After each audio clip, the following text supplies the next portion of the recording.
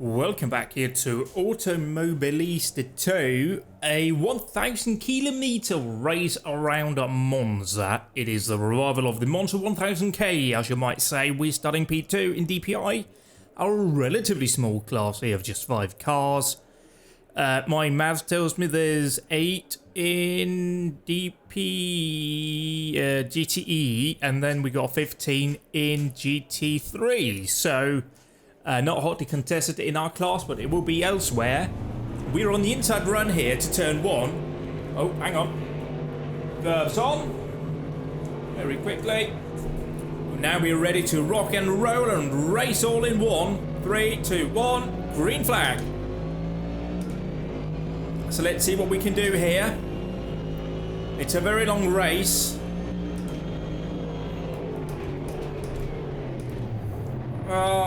Oh, Jesus.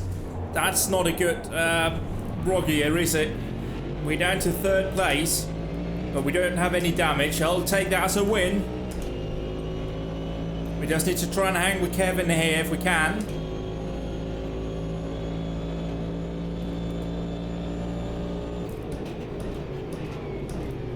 Oh no, that's the second gear corner, mate. Come on, you know this. We could just say that was a bit easier lap 1, you know, just backed off a bit more.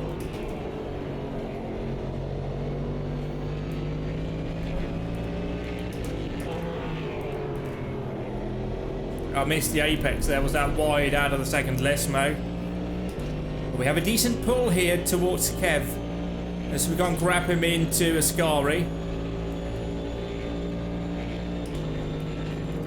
Nah.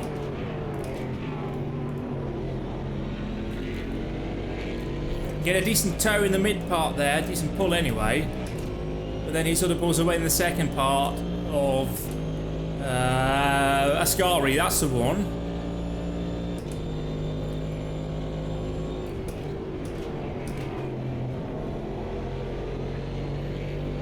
So we're running 19 lap stints. That means for the 173 we'll be running 9.1 stints. Fantastic. So I'll be trying to do, well, the small splash, of course, and then at least 5 full stints. So we'll see how we slice that cake up for us. Possibly starting off with 2 stints and seeing what we can do.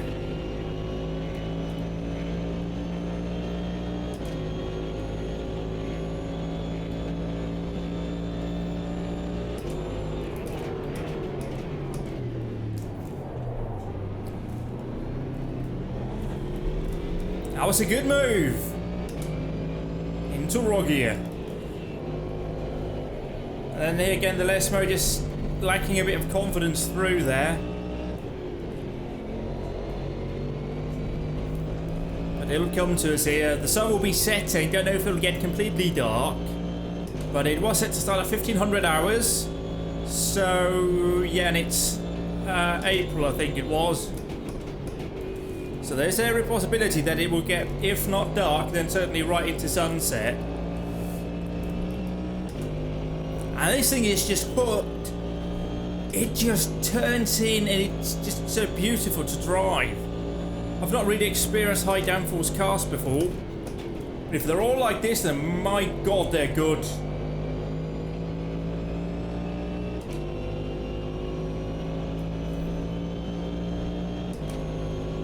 We got the leader up there, but he just seems to be pulling away from us, really. I mean, it's the end of lap 2, and he's got, what, a 5-second lead?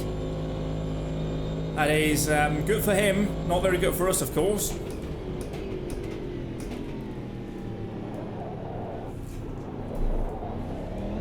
Oh, that was bad.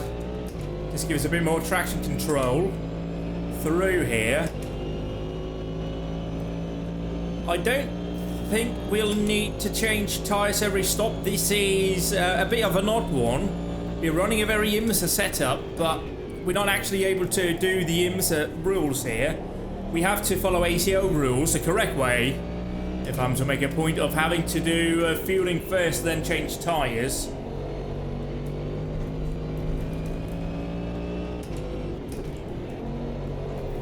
So there is a definite benefit if we can extend our tyres to do 2 stints, which we should be able to do. Because that'll mean less stationary time. It might mean we can take a bit of time on the competition. That's too much of that entry curbing. Too much of the exit curbing as well.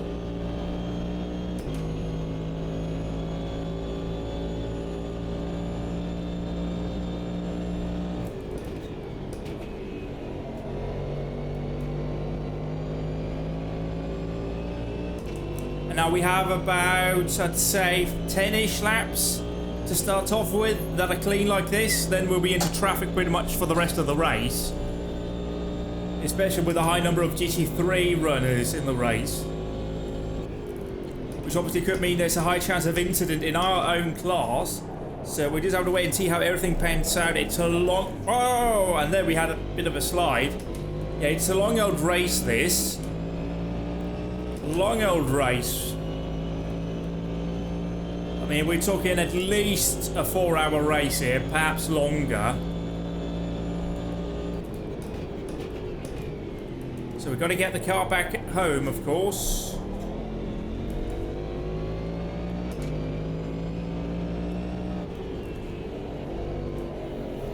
Once again, just be careful through that first Lesmo.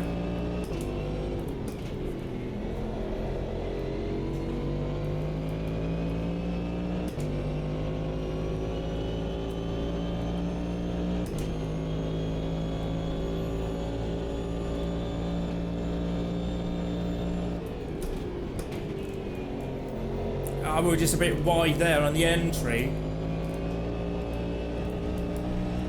And that was right to the limit on the exit of Ascari. Couldn't have run it any wider. We're pulling away from the car behind where we have a decent run, but we're not catching the car in front. I could just start to feel the car rotate there on entry.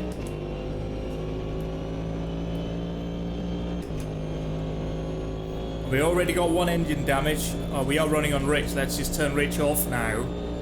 Don't want to cause too much pain on the engine. That might see us drop back a bit, but we got to mind the car in this long distance race.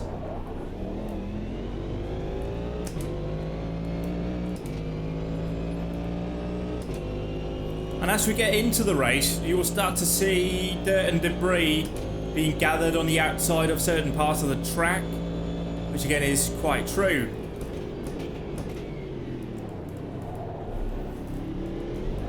Just too much inside curbing.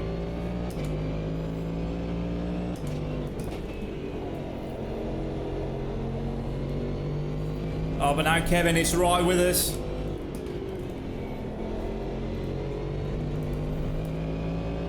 Right on our back door. This race was supposed to be the first of a championship, hence why the class distribution is a bit wonky. But then, since that, they announced Watkins Glen's coming in, and I want Watkins Glen in this championship because Watkins Glen is one of the absolute best circuits in the world. So, yeah, I'll have to change my mind on that, but I can still have a lot of fun here, you know, because it's still an endurance race.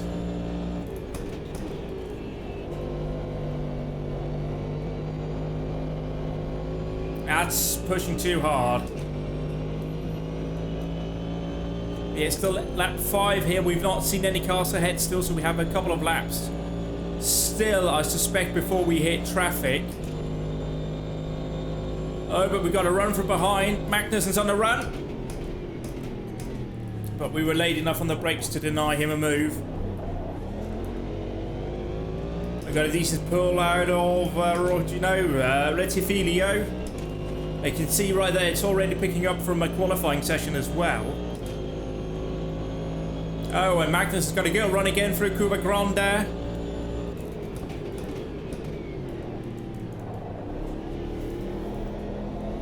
Oh, just a bit of a slide there. That'll slow us down. That's not good. Felt like we carried too much speed into the first Lesmo. That felt like a smooth run through the second Lesmo. Just got to keep that up for now.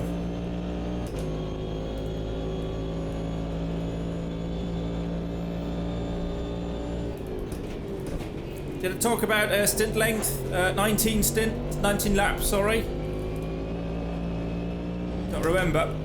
Yeah, 19 laps in a stint, 9.1. I'll try and do at least 5 stints of those, plus the splash at the end. Providing we don't have any dramas, of course.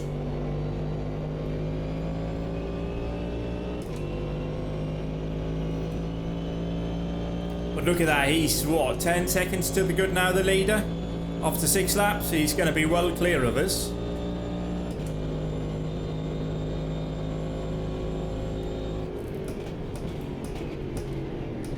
Magnussen's right on us here. Let's take advantage of that single line, just be a bit hesitant on the throttle on exit. Just to get him to hesitate as well.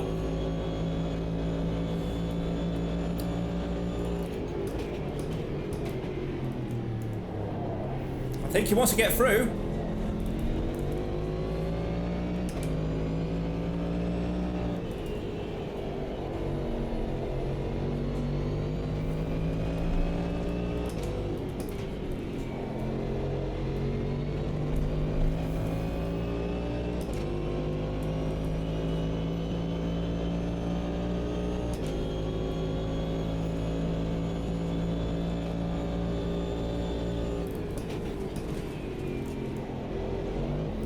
Yeah, it's certainly starting to look like, no, it's only lap 7, but it's certainly starting to look like we're racing for second place rather than first. Unless anything should befall the leader. But, you know, that's fair enough. We'll race for whatever we can. Sometimes you just don't have a first place car, and that's okay too. You just got to drive to what you got and maximise your outcome here. See here, he's got a good run. I suspect he's still running full rich burn. I'm defending, clean defending. Of course, we're going to be compromised on the exit here. But we compromised him on the exit. Excellent stuff.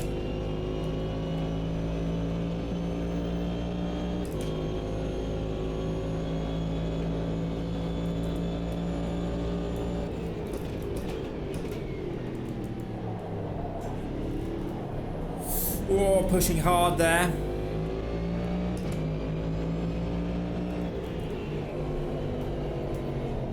Oh, had to leave room there to really come out of the throttle mid-corner. We missed the apex. Just keep it out of the gravel for now. They'll try and fight back. I'm hoping that my drop down to normal mix will yield us benefits in the long run here. Too much entry curbing. I just want to give a bit more traction control through there. It's just moving a bit much with the rear end. Maybe I'm running too little downforce. But again, it's Monza. We shouldn't have too much downforce on the car anyway. Oh, back and getting loose again. Yeah, might have gone the wrong way with the downforce. But we're catching lap traffic here. The end of lap 8. Starting lap 9 is when that traffic comes into play, and I suspect we're going to be held up down here into the Rettifidio.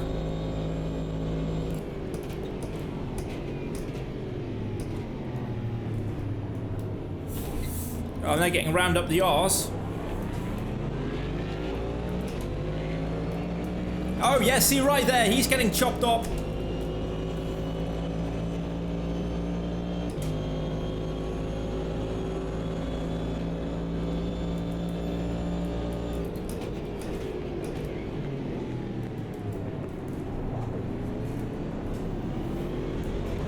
Oh, what are you doing, mate?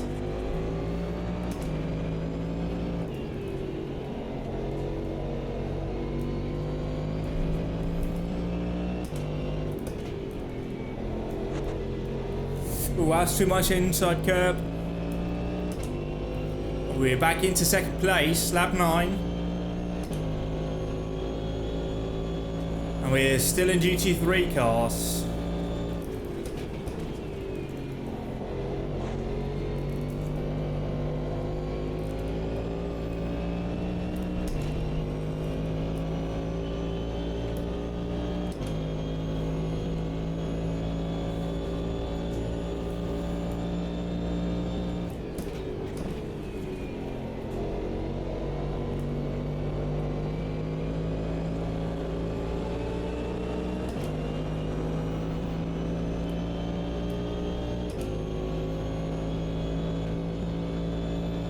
Oh, we're going to be held up down into the Retifilio again.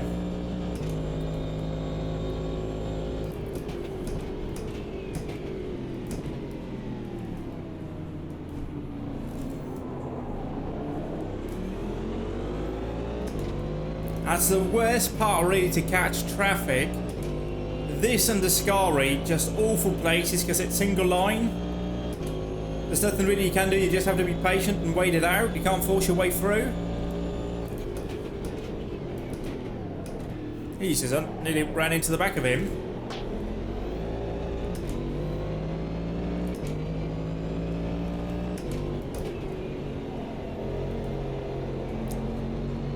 Kind Merc driver there, leaving the inside open.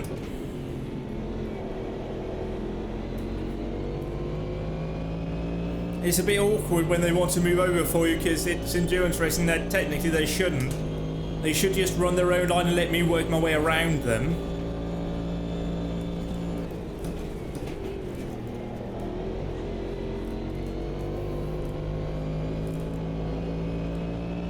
I mean, obviously, if it's a gentleman driver or an AM driver in the car and they're on their own, they might be more persuaded to move over. But if they're in a ding-dong battle themselves, then really, they shouldn't be moving over for you. What are you going to do? What are you going to do? What are you going to do? I'm going... Oh! Ooh, nearly lost it. Thank you, traction control. I'm assuming it's Cosworth that's made it, so thank you, Cosworth. Good job there. Didn't just rest on your laurels after the DFV.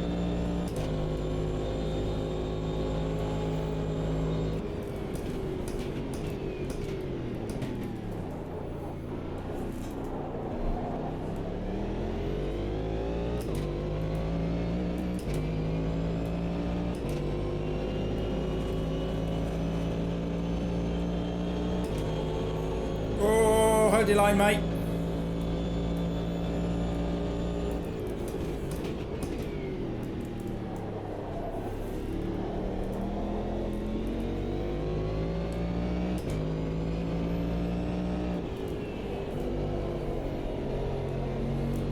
It is a bit awkward to get right that first less mode.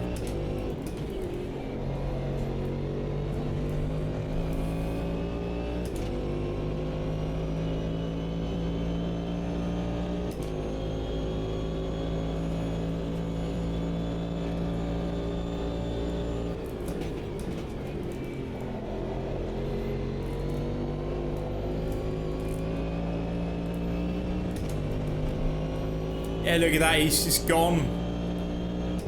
The leader is cleared off.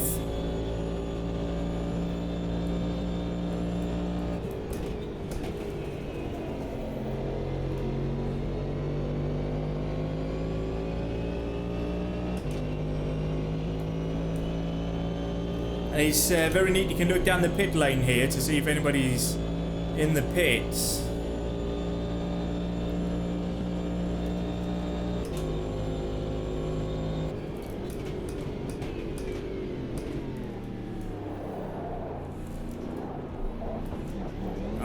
Too much inside curb.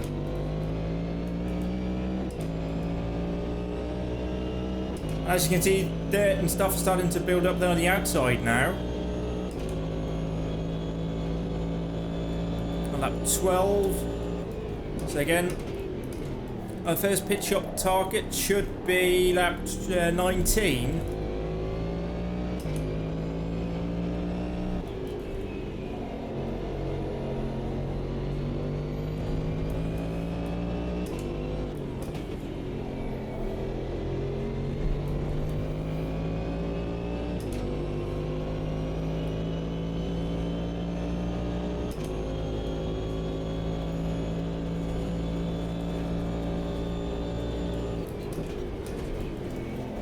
Too much entry curb there.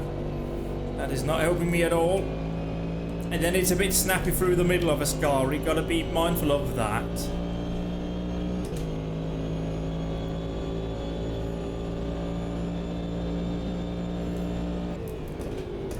Now again, a bit of breathing room before we reach the GTE cars.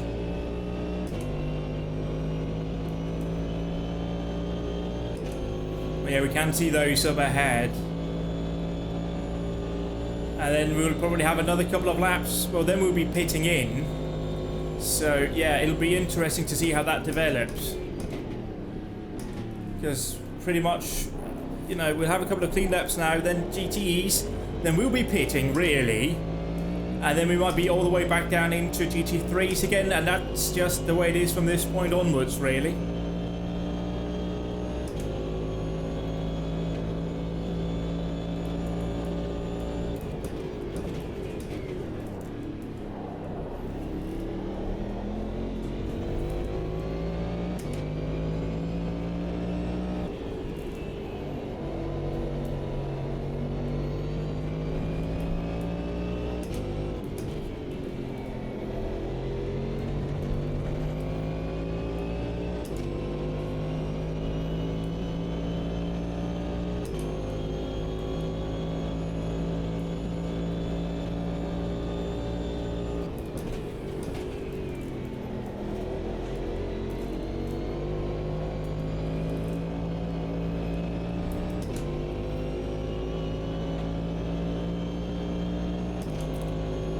That has to be the last place GTE cars.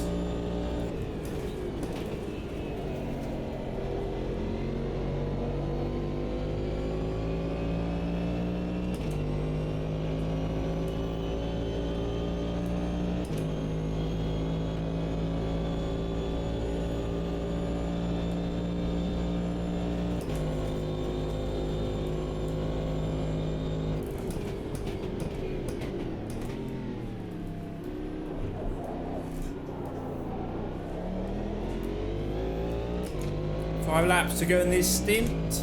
That does seem to match up roughly with our fuel. Obviously, if we get out of Ascari and we can see that we have less than 4 litres, we need to be boxing. It was a bit frisky there.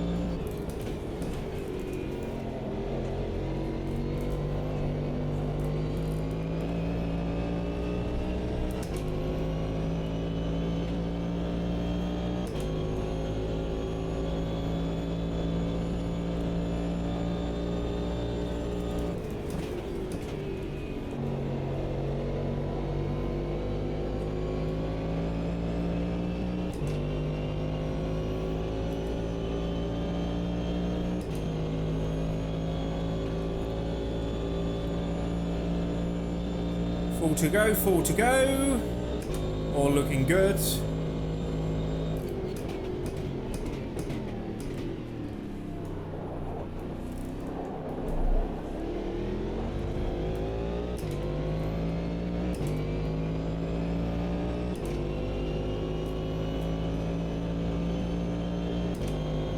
Still no real cloud in the sky. It's all looking fine, really.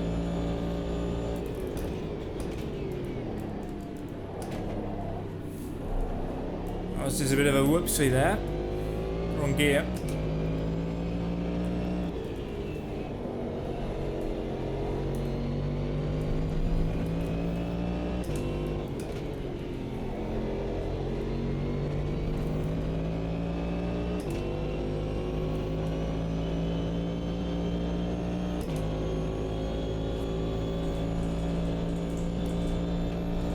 Oh, I did something really bad there.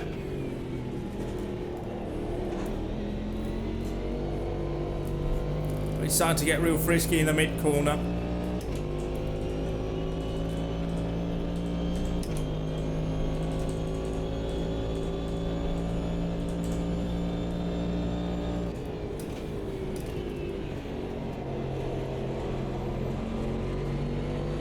So we just hesitate at that moment, just letting them make the move before I go anywhere.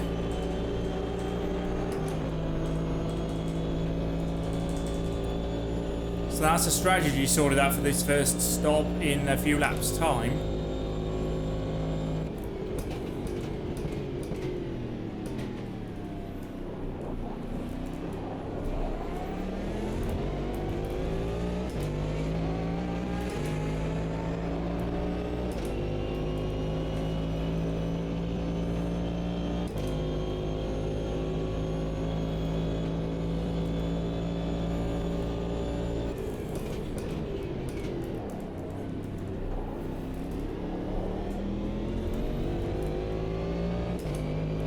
I feel like my laps aren't that bad to like warrant this big of a gap to the leader, but you know, maybe they're just on a tear today.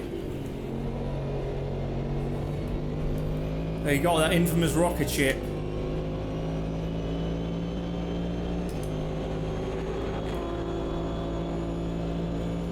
We're well into GTE cars.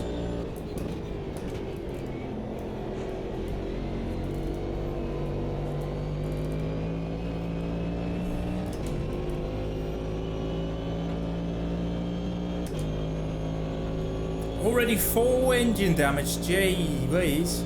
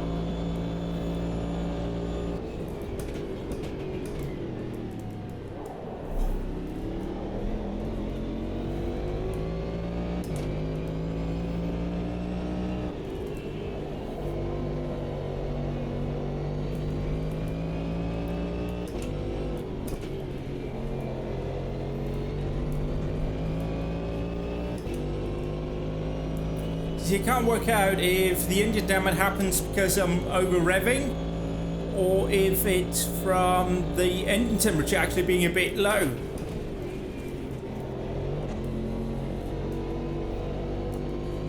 Like a race car engine's got an ideal operating window in terms of temperature, and I don't know if like a water temperature of 84 and an oil temperature of 90 isn't enough. Or if it's just really planned where in this engine map.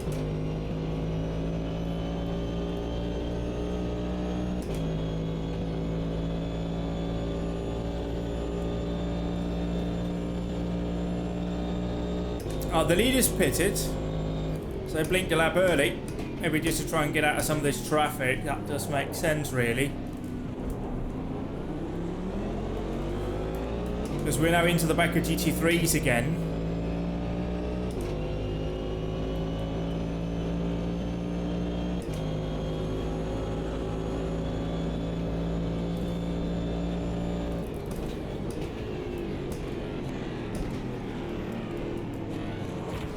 What are you doing? I mean, come on, mate. What are you playing at?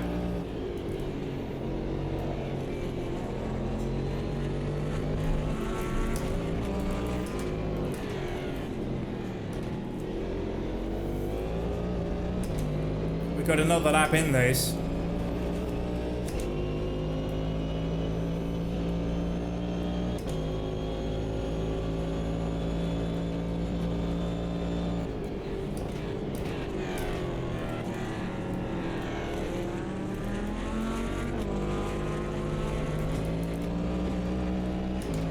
We're just stuck there. See, that's again. I should have pit it. Should have pit it. There you go.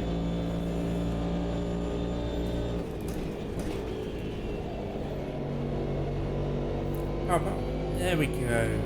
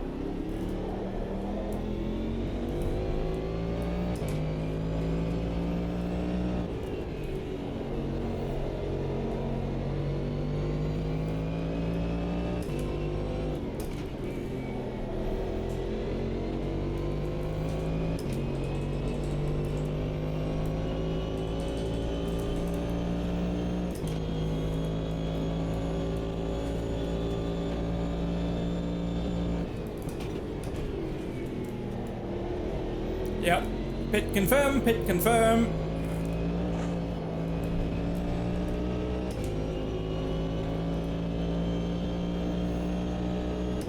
So we're just unable to make it another lap.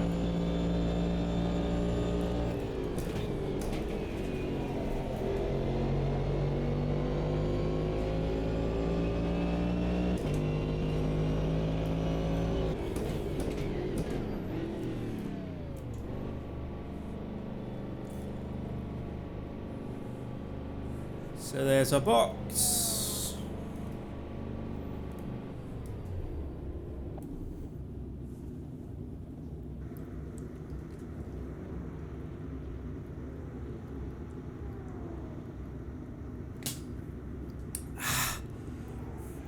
So it was a good opening stint there, not really any major mistakes. It was just going quite well really throughout. Can't really complain about anything, just get on with it again. Just risk management really is the name of the game here. Now let's just let you drop down and away we go. At the moment we've not lost a position in class, so I'll take that as a very positive step immediately. Down here, but again we're not off the limiter yet, not up to speed. We'll know when we reach the rettifilio if we've lost ground. We have, as it transpired. Presumably it was just that bit of traffic that I caught that really cost me.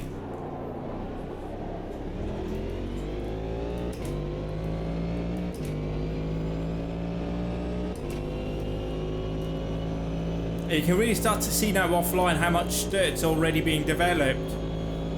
Also partly from qualifying.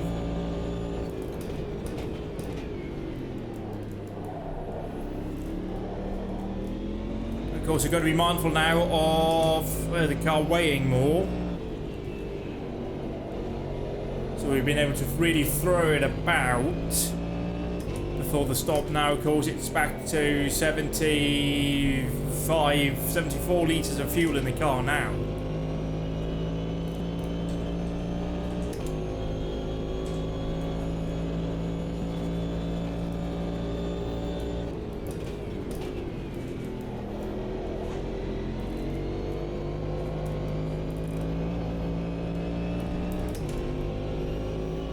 Our second place just in front of us. So that wasn't Kevin as we were battling with earlier. That's a teammate.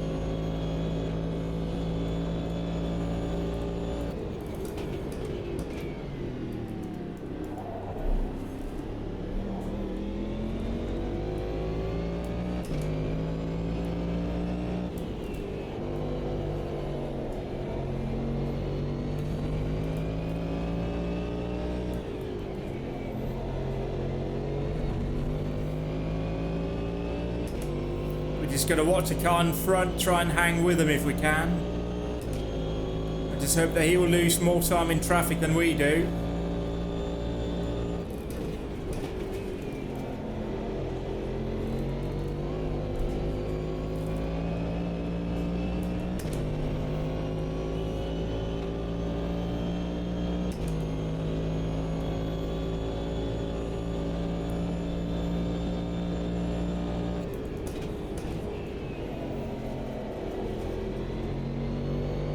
That didn't seem like a good way through Alboreto.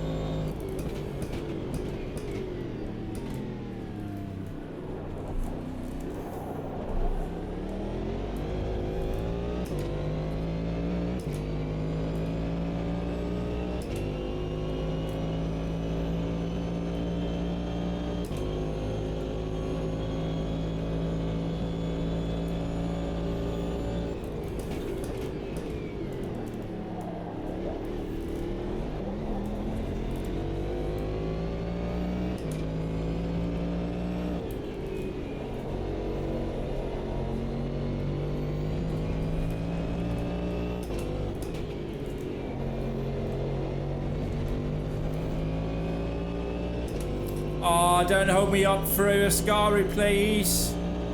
Oh, he is. He so is.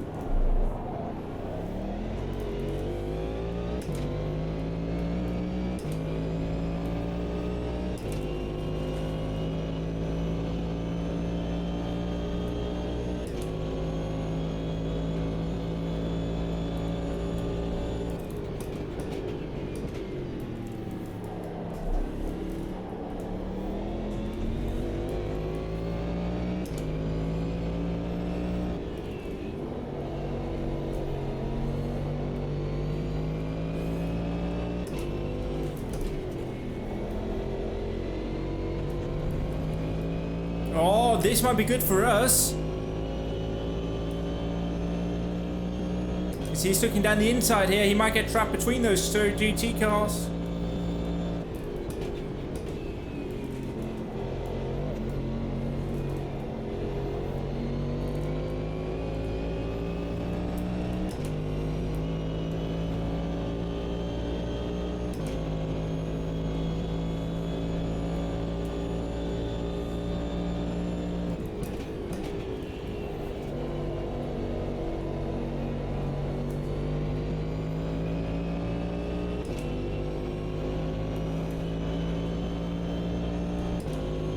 That's very early for GTEs.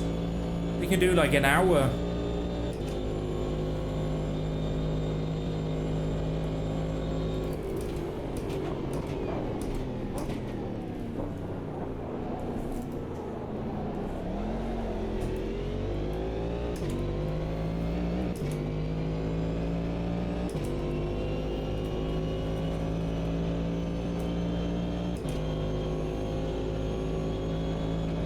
Are you ready for some screaming boxer engine?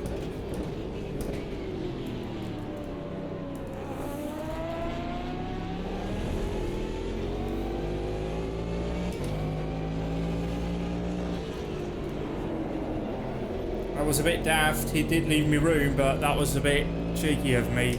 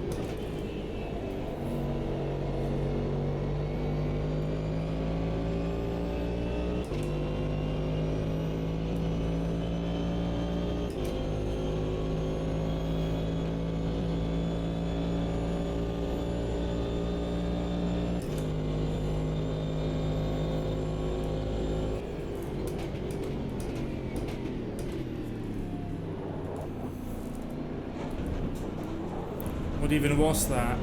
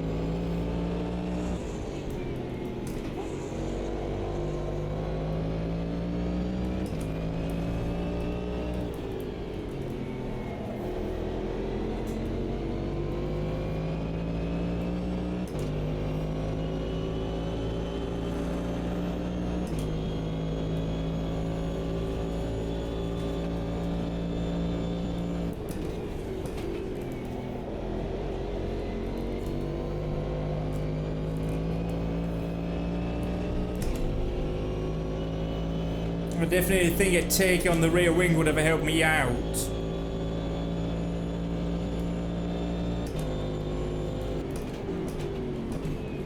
I'll be shallow on the entry. Had to be hesitant on the throttle, otherwise would have rotated. He's in! He's in! Fantastic! That's a weird time to pit anyway.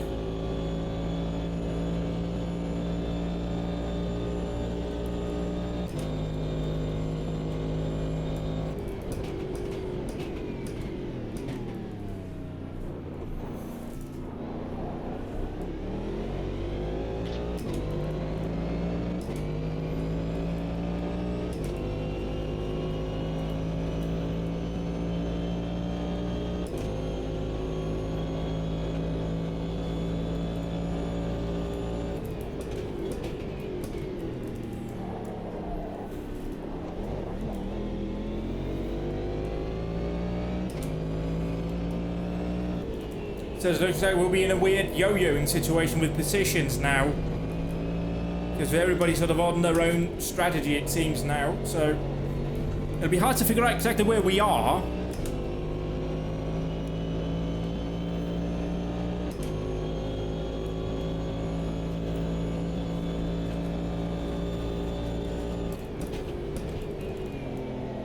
Oh, pushing hard.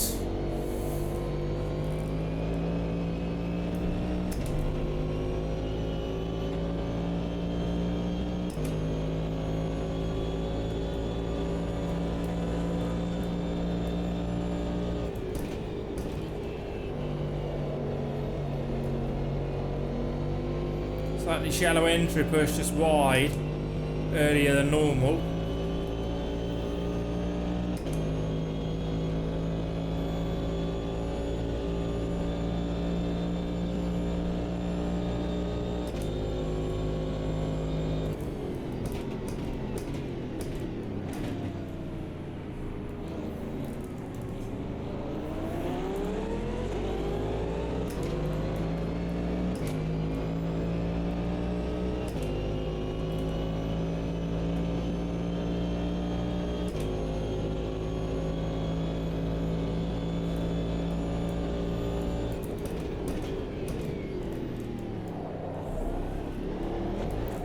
No, that's no good.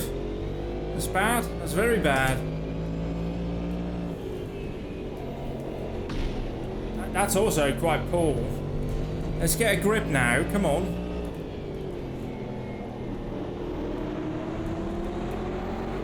Just got massively held up there. In fairness, my own fault. So I was a bit preoccupied with getting it wrong before. So I wasn't planning fully on catching him there. Right.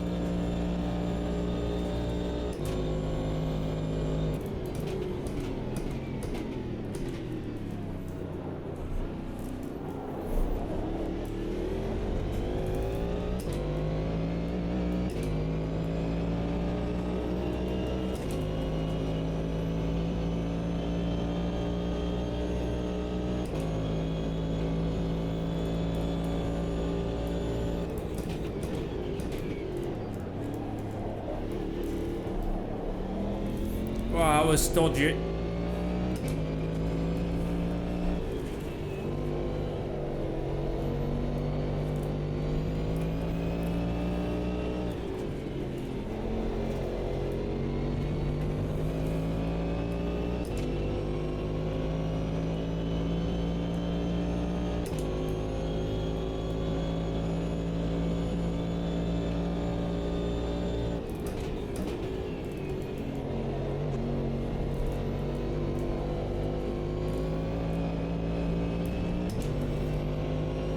7 engine damage here. This is getting pretty bad. We will need to repair that at one point. And that's going to cost us time.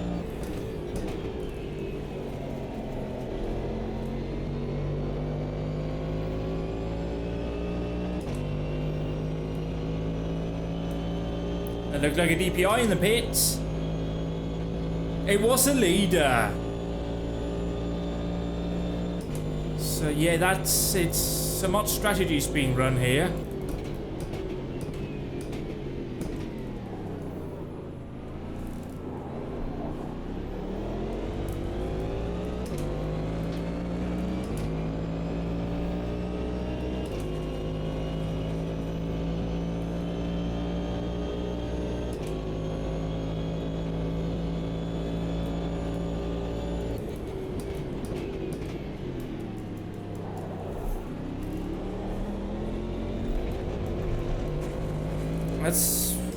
What was that, mate?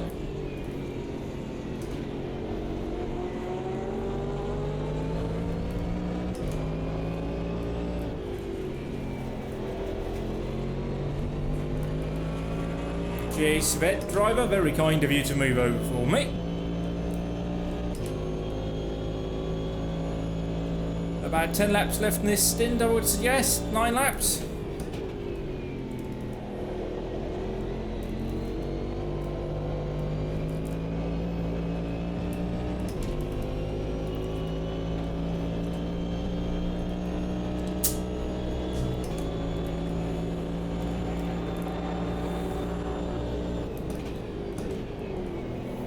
Oi! That was a huge moment right there.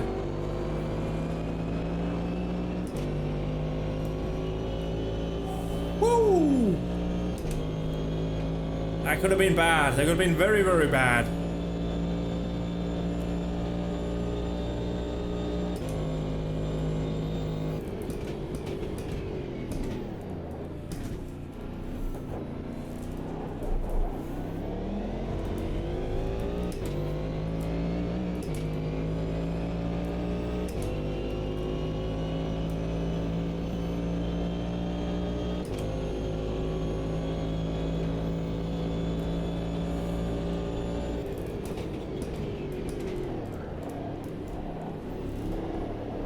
Need to break this a bit earlier for Rogier, because it's just not settled through it. I think I was just had to pay the price a bit for tyres.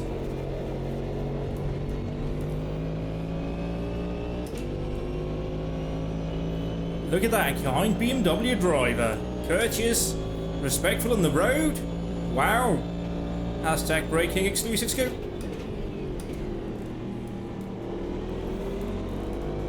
Oh, he backed at it so much I could actually pass him through Ascari. Not ordinarily a move I'd try and make, but that worked out okay, I think.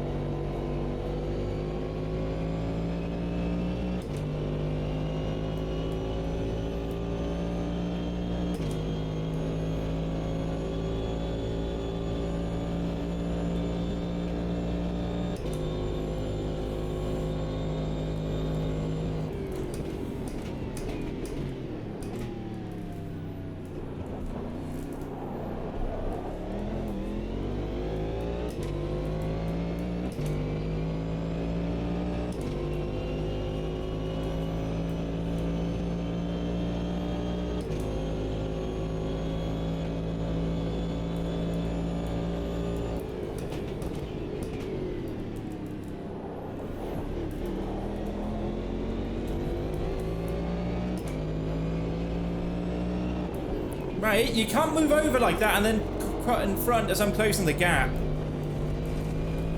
Gee whiz. See, you made a decision, you gotta stick to it.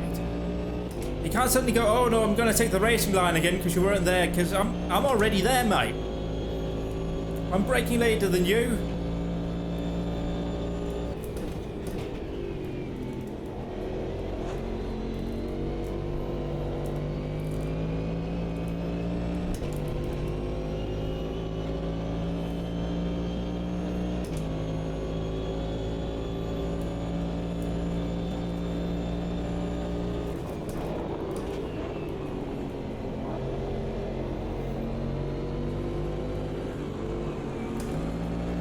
Jesus.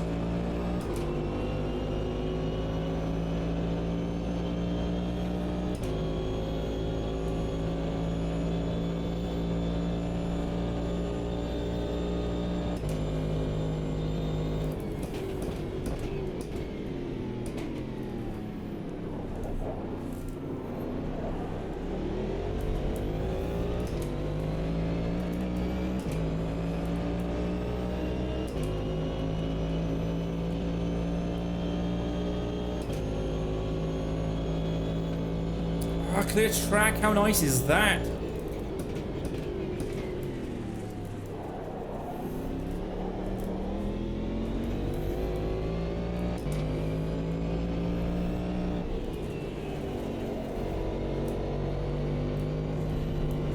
That's just a bit much.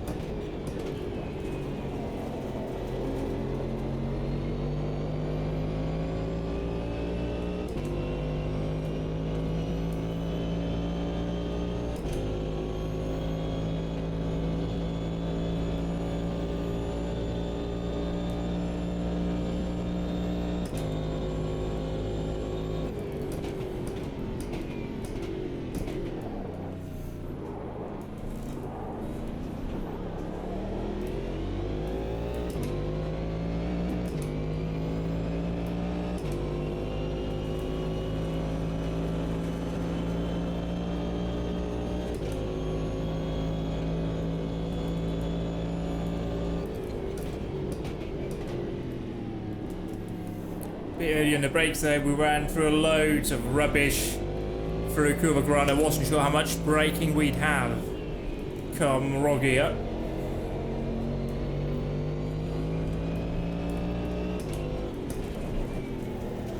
I put a wheel off there, that's no good.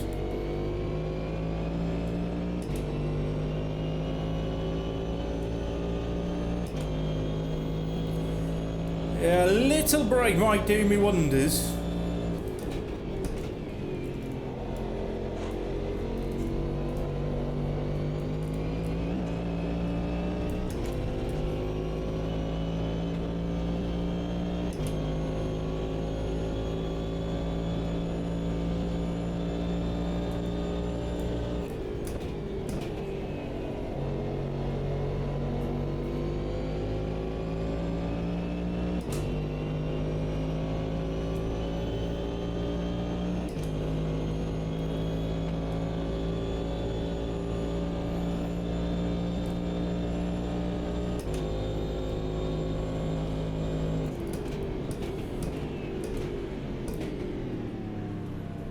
Should we clear him? I don't know.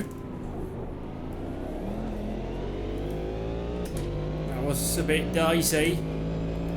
I was relying on him lifting off on the way in, and I didn't have full confidence that he did that, so just had to be a bit careful through the first part of Rogier. Now, the Rettifilio.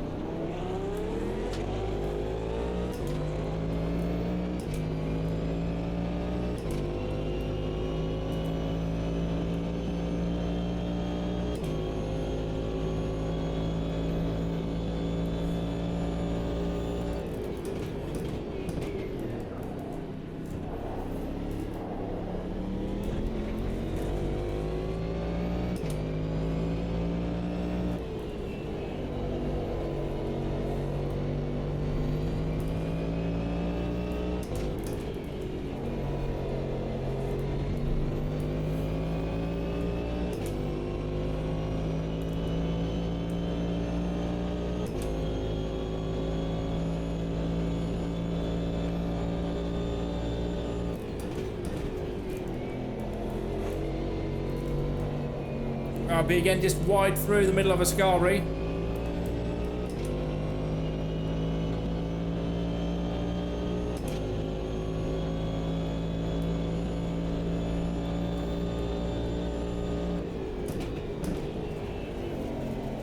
Oh, wide through Alboreto.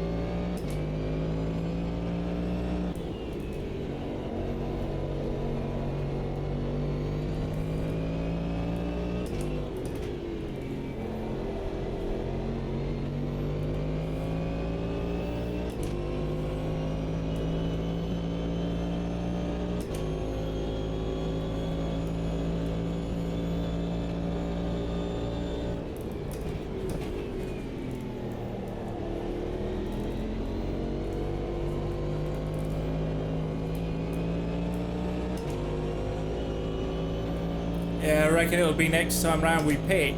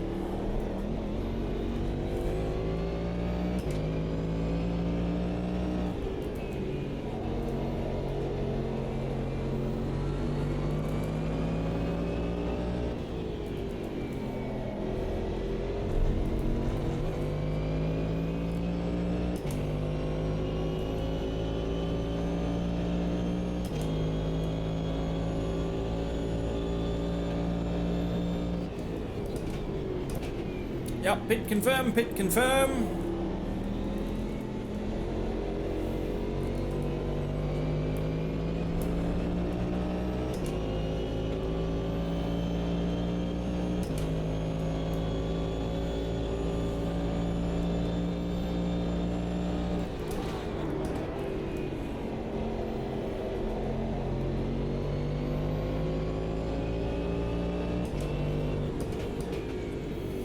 Oh shit, hang on.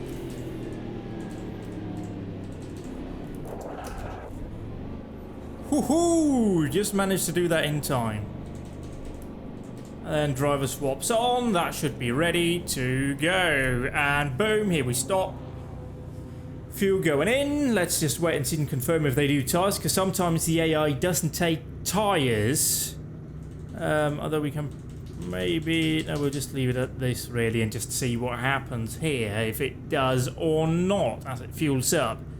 But yeah, the first 2 stints there went good. You know, just a few minor slip-ups, especially towards the end.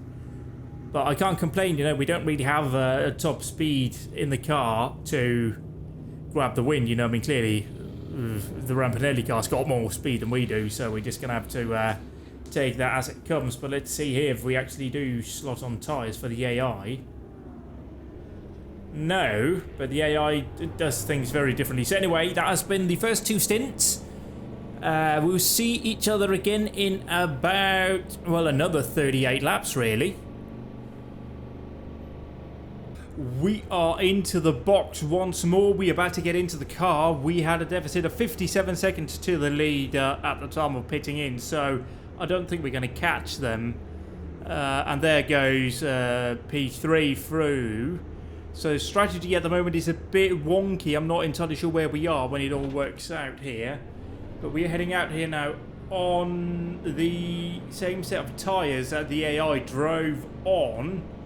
So that's going to be interesting for us now to see what that means. But other than that, yeah, it's been 2 stints. And yeah, I think what the plan is that I do 2 now, then the AI does 1, then I do 3 to the end.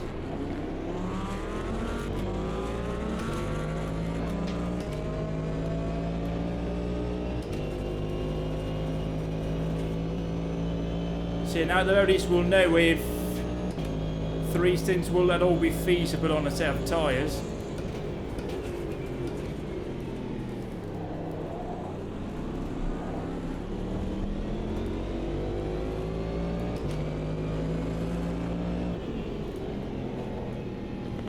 Although these tyres aren't really up to temperature. They really suffered in being stationary in the pits there. So we'll see if we can't switch them on this lap, otherwise it's going to be a long old stint this.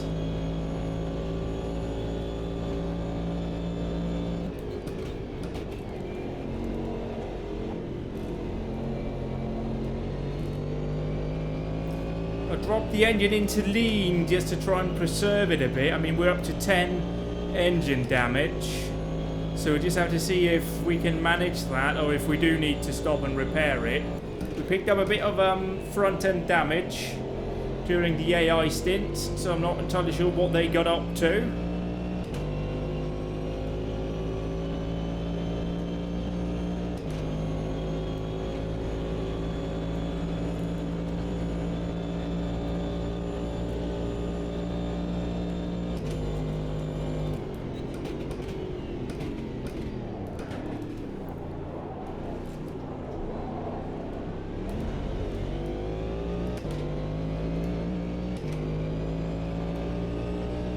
But yeah, we're now on lap 77 out of 173.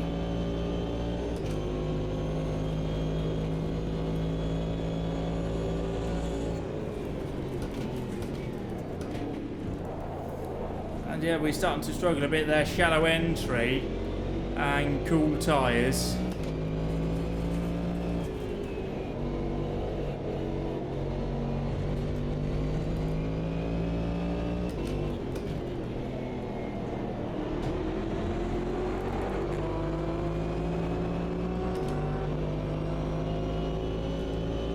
And I'm also hoping that running it a bit lean might save us that final stop. That final splash of fuel, that was the 0.1 of the stint length.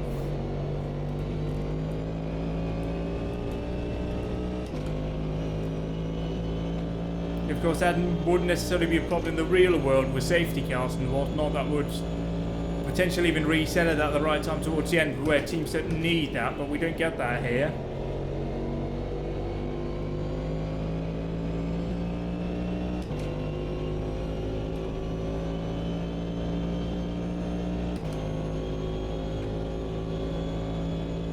So now really we have to maintain, or well, monitor our place in the race, position-wise.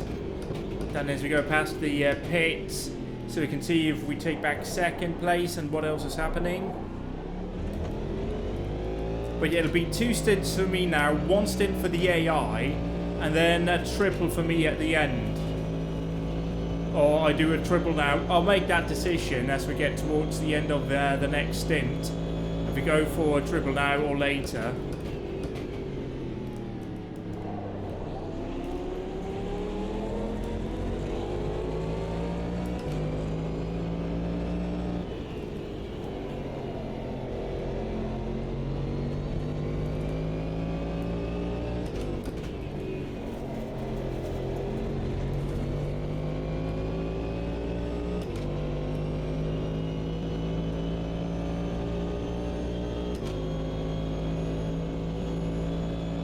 Other than that, car feels good, and this is about also getting some experience in getting back into a car.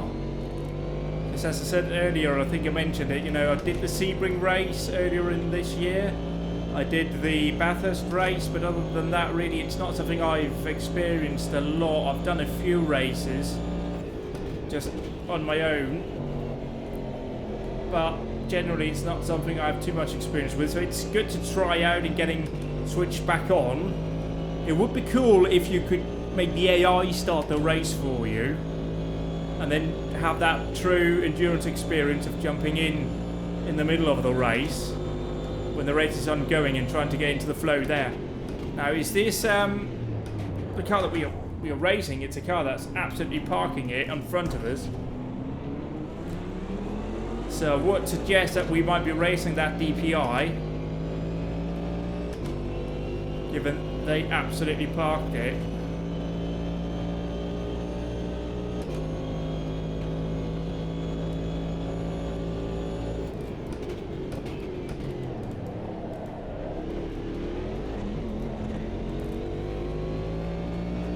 And taking a defensive line into the first Lesmo as well.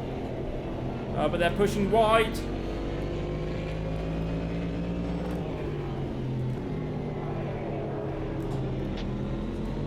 They've ran off a bit. Are we still side by side? No, we're through. But that wasn't for position, it seems. So I'm not entirely sure why they're racing as hard as they are.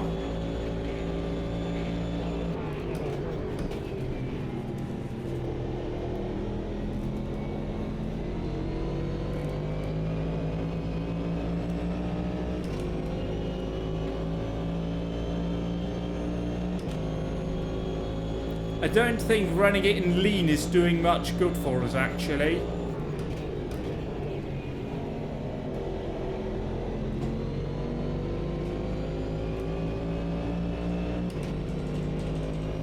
Back to normal we go. That should help us a bit here with the 0-1.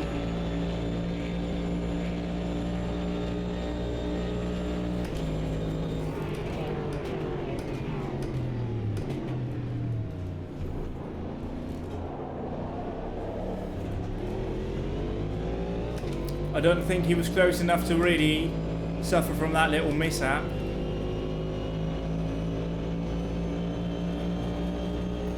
We might have to do the engine at the next pit stop, because I think we're down on power as a result of that. I did notice as I was waiting to get back in that the AI's engine temperature was much lower than mine. Or certainly the water and oil temp. So maybe we're just simply running too hot here. I'm not 100% sure.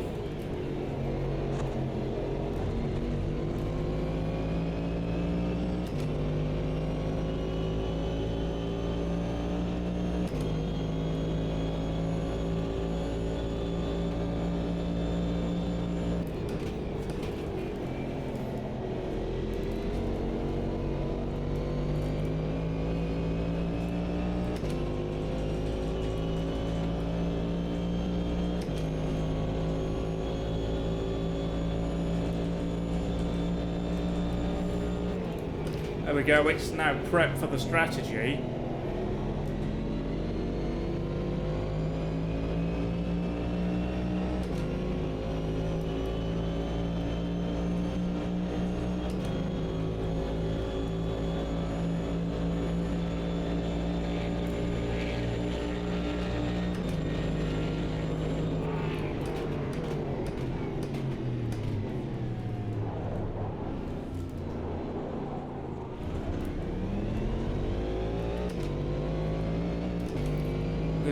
I mean, eventually I'm going to have to let him go with how hard we're racing him.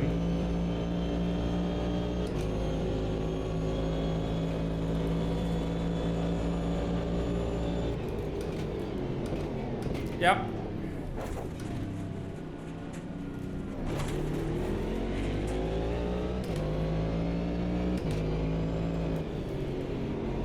We've got to be careful, we've got worn tyres here.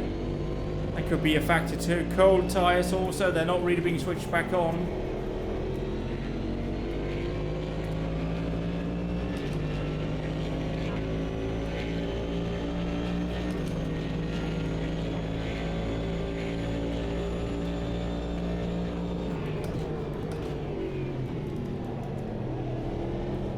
Oh.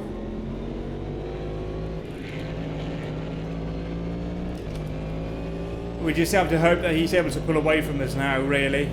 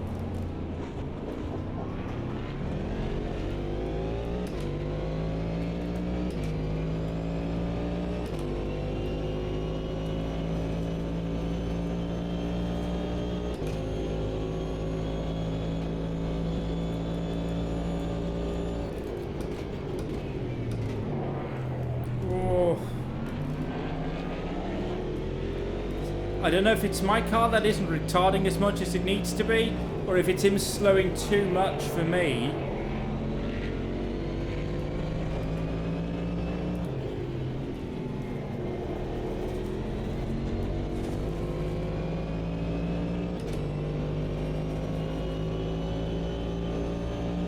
Our left side seems to be getting switched on a bit more than they were before anyway.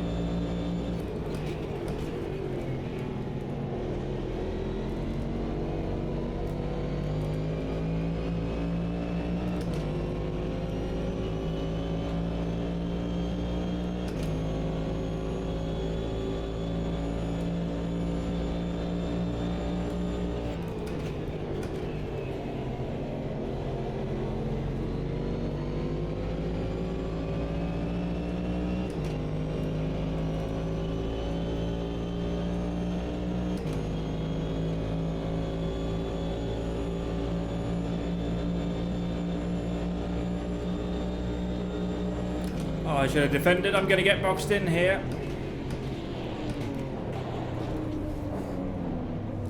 That move wasn't really on, was it?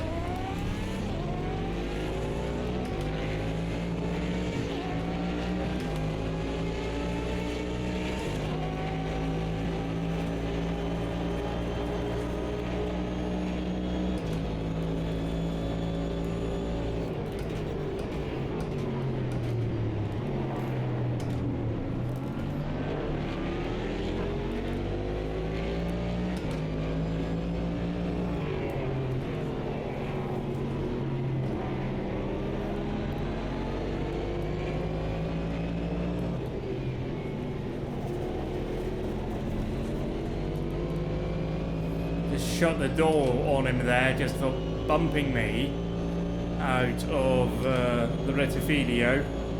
There's really any need for that.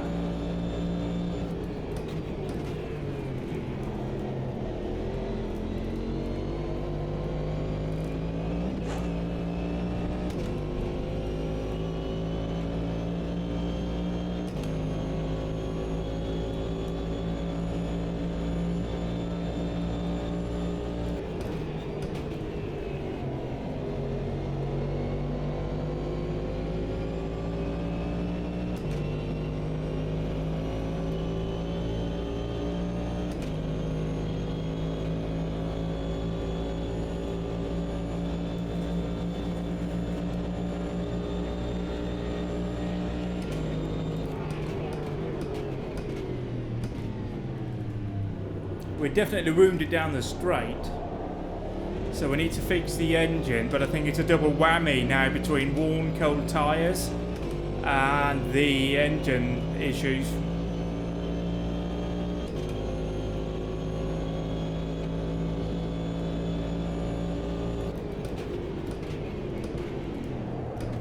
I had to back out of that one. I was thought about it a bit too long.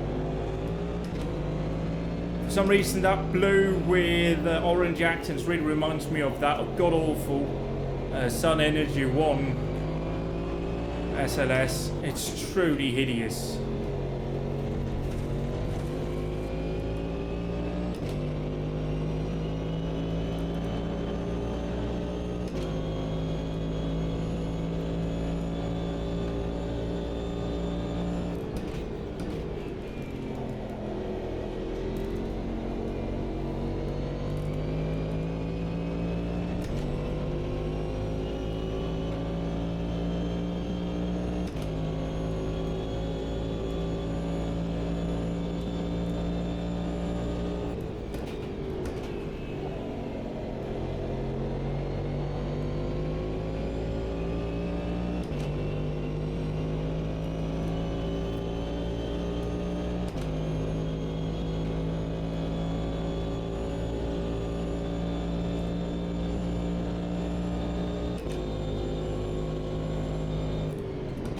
I don't know if shifting up a bit earlier might help alleviate some of the engine issues that I'm having.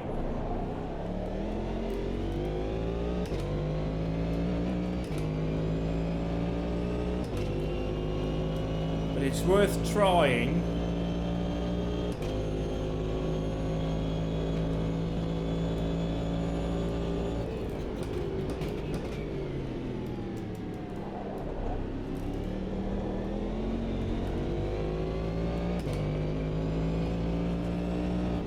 It might be the engine temps that are a bit high here. I mean, the water isn't near boiling, but maybe that's just logic from another sim or game I'm trying to apply there. I'm not sure. Oh, we dropped back a bit though.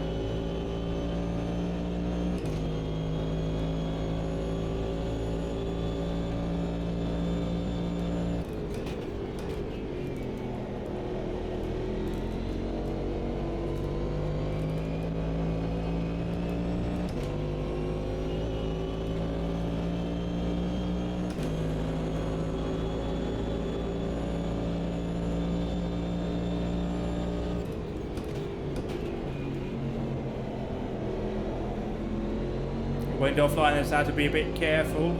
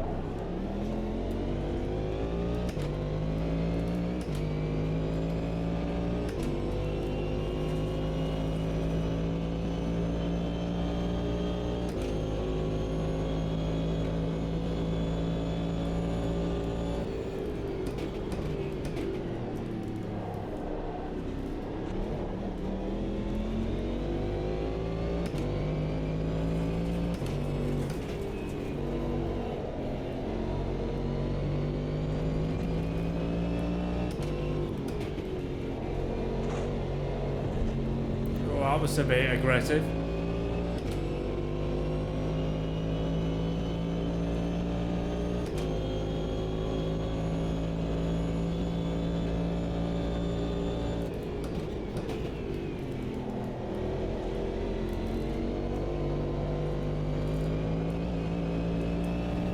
Actually, what we're going to do in terms of strategy,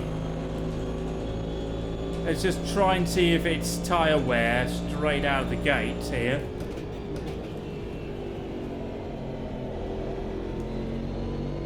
It's worth trying to just eliminate that as being the factor.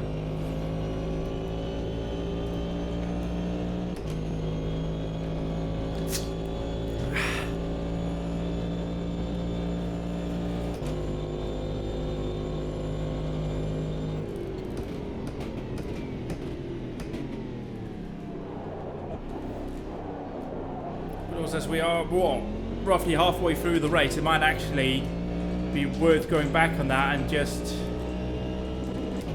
you know, just getting at least the engine damage repaired. Yeah, let's just go the safe way, get the engine damage repaired, and we can always try and make some gains towards the end.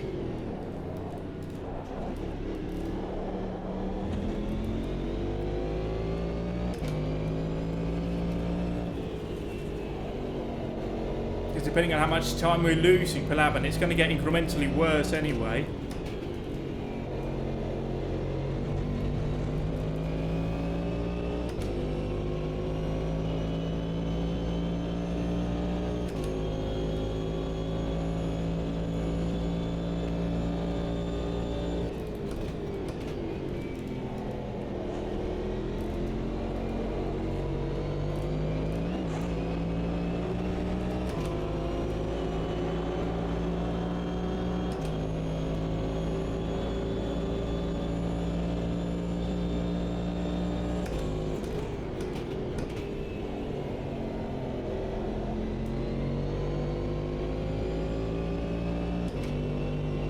Some of that straight line speed might also come down to the fact that I have to wait a bit to put my power down out of the corners. I'm not able to put the throttle down as early as I am. But, you know, it's going to cost us some time. I just don't know how much it is.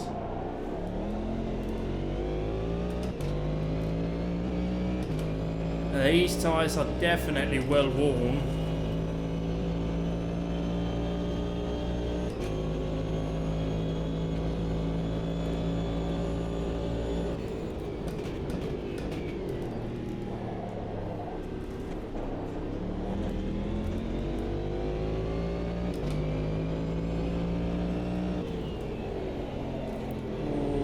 Don't overdrive it. Just be easy on the car now.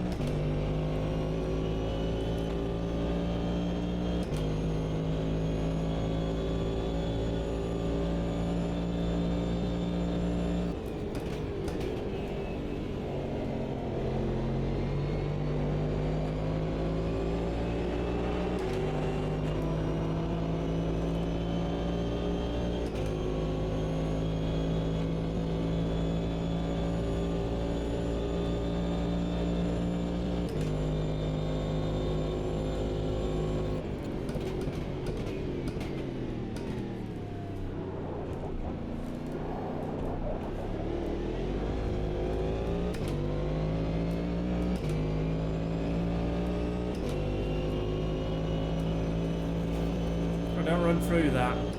Don't want to be in there. We want to be here. We want to do good stuff and have a good time. I seriously doubt that we were able to close any gap whatsoever to the leader here.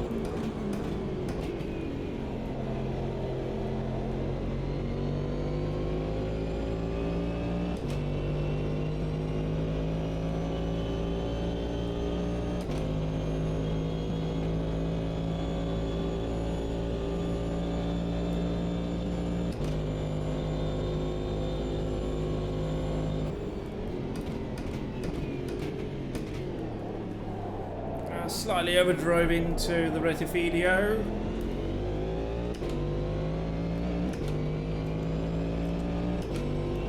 Just leave it on 5 for now. Drop it to 4. Might help us get some temperature into those rears.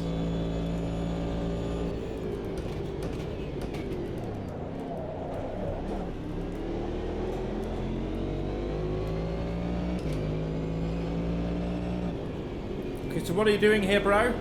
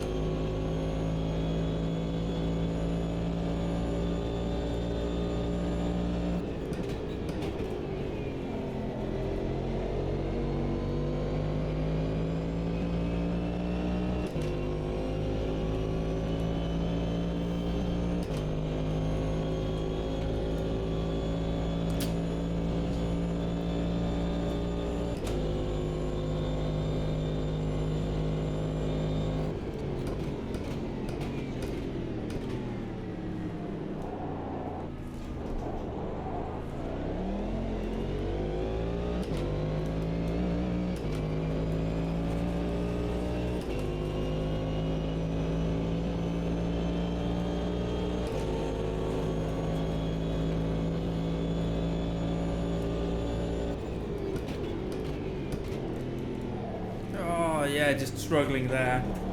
Need to brake earlier. Now.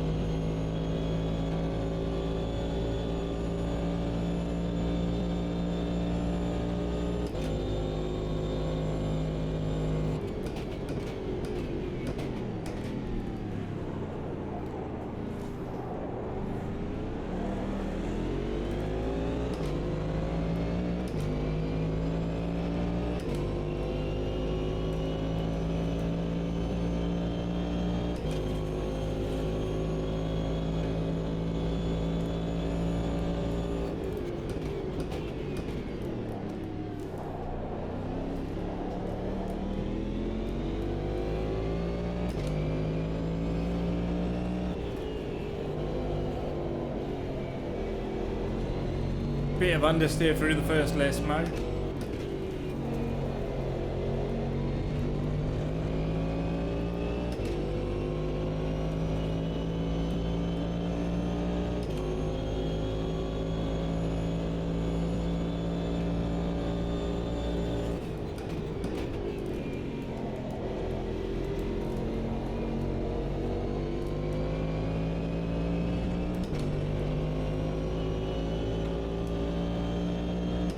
What, 3 laps remaining? 2 laps?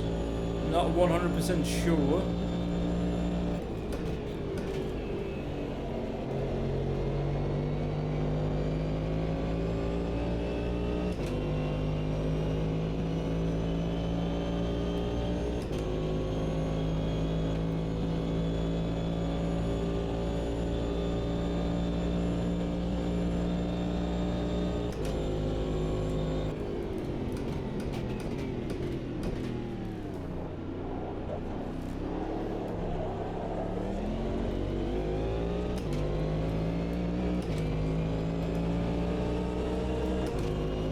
Wasn't quite sure which way he was going to go. He was just sort of waddling about in the middle there. Not really ideal.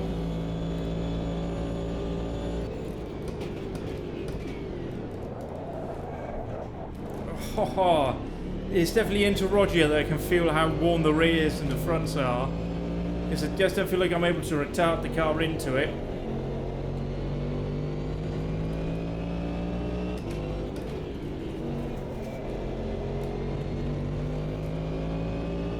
But yeah, we got 2 laps remaining in the stint, I would expect.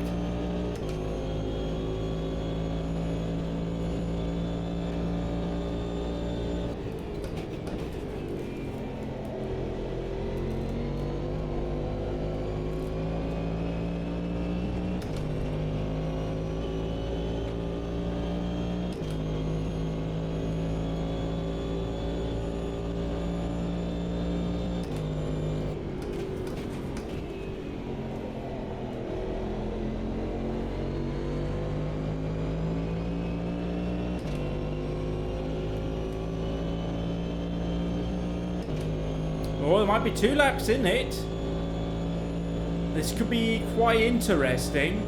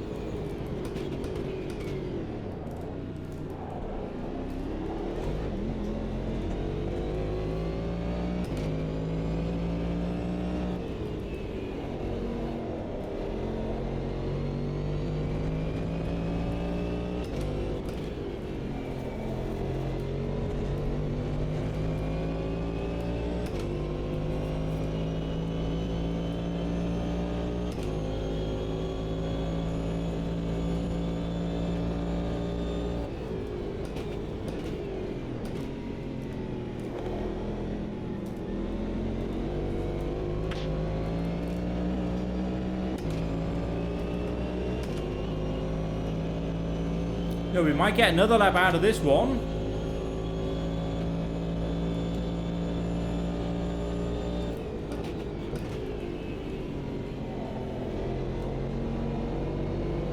Yep, we will.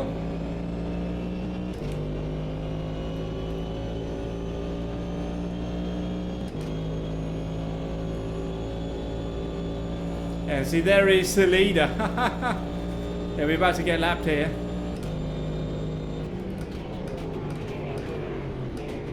Might as well just let him go. There's no point racing him here. We have 0 tyres left. They're cold. We've got engine damage. It's, you know, we're at the end of the stint. It's just not benefiting us. Especially as we don't have safety cars. So that value of staying on the lead lap at every cost really isn't there.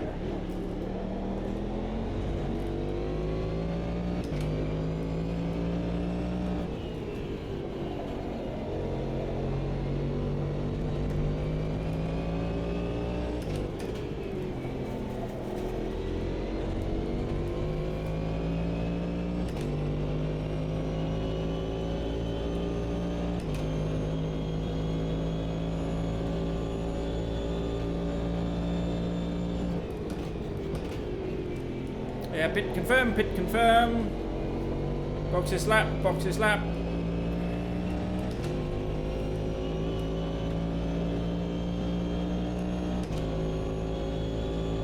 And we really are getting maximum out of this fuel stint, that's fantastic.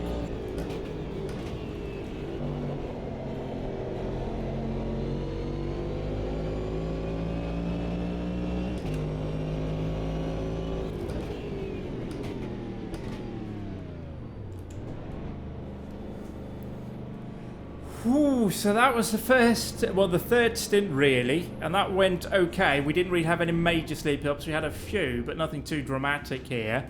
So just get all the fuel banged in. We'll get some fresh set of Michelin on our car, right?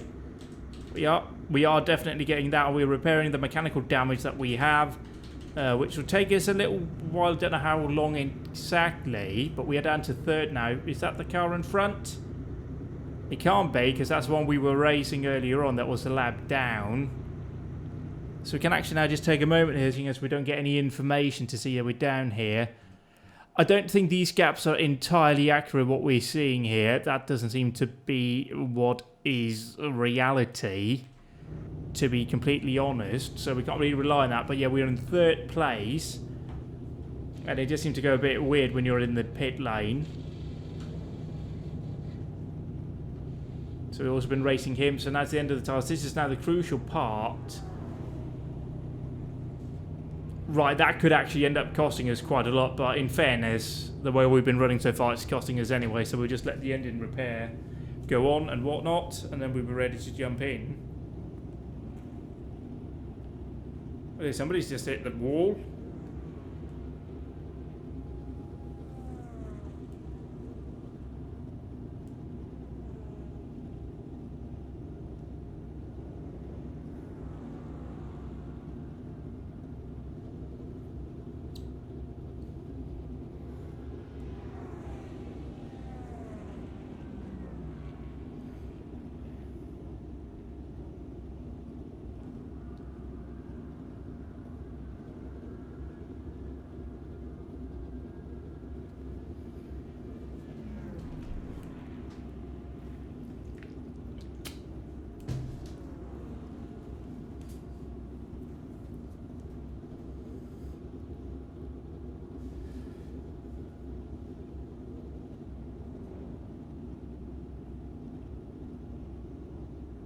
We're coming to the end of our stop now, and it's a long one, but everything will be repaired and everything will be sorted out there. Fresh tyres, all of that, and we've only dropped to third in class, so that's at least positive.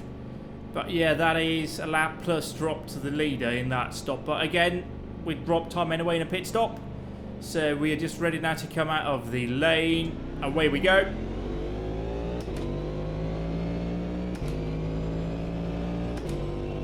The car is now peachy. A bit early on the brakes there, but better early than late. It'd be embarrassing to spin it coming right out of the pit, wouldn't it?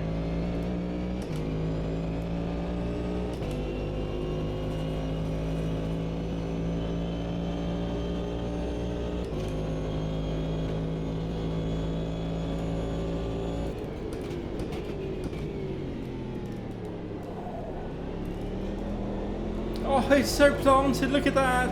Oh, it feels so beautiful now.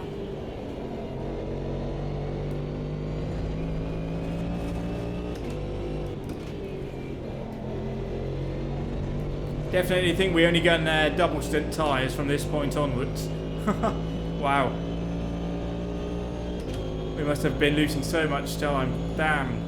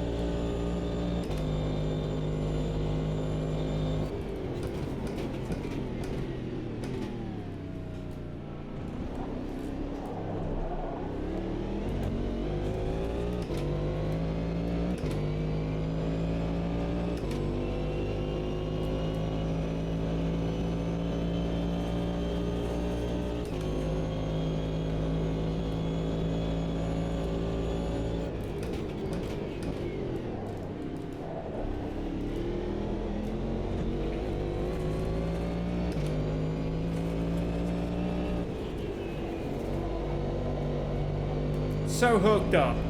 Oh, those fresh tyres. Oh, thank you, Michelin. Thank you so much.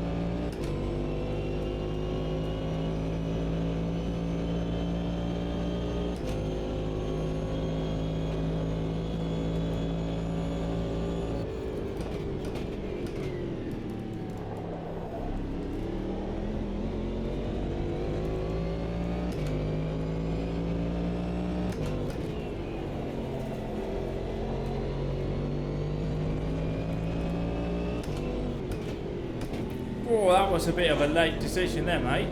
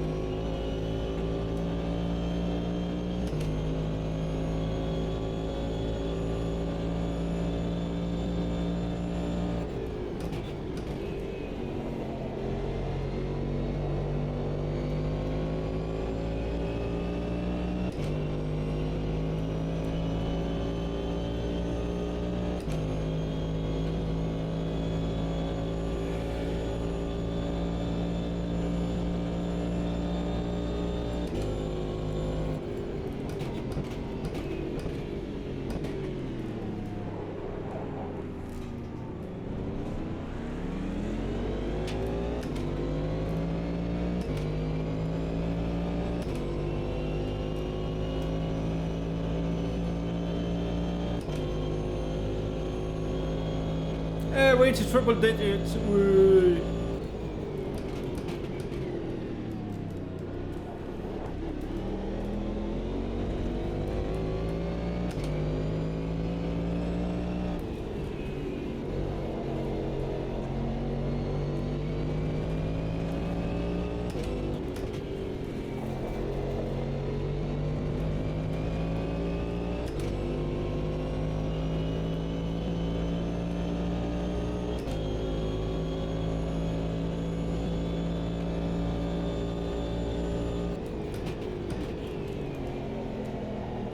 Oh, that's a mistake.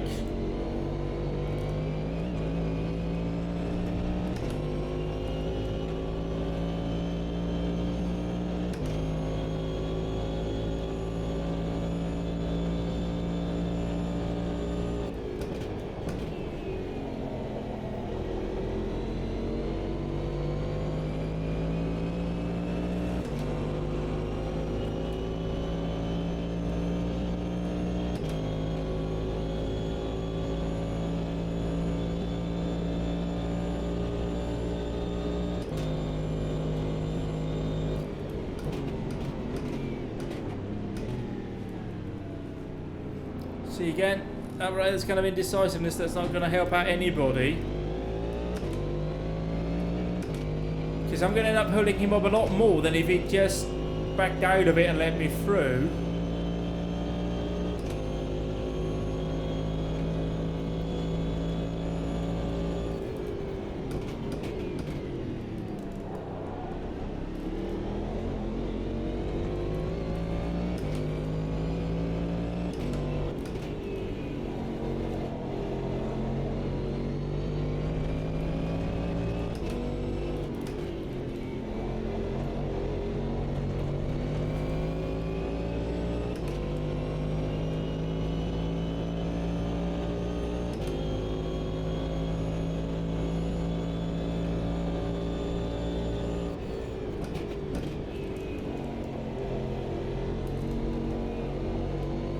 So we're definitely in the hunt for second.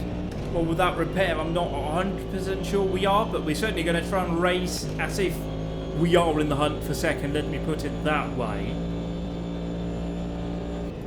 But again, still there's a long way to go still in this race. I mean, there's still 4 stints after this, which is about 2 hours. So, yeah, everything can still happen, really. I mean, we've not had any retirements. Although I don't know if that actually shows up as a lack in the numbers up there.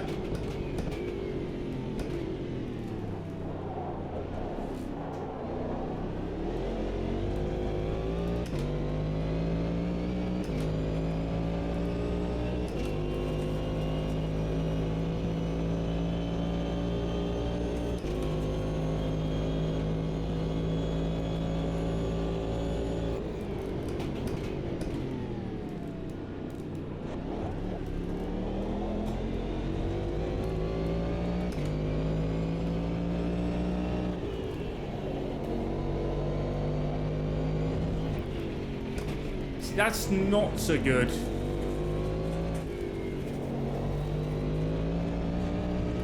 That's what we call pushing too hard. And we don't want to be doing that. We want to just run our pace, do our stuff, and not get into trouble such as that.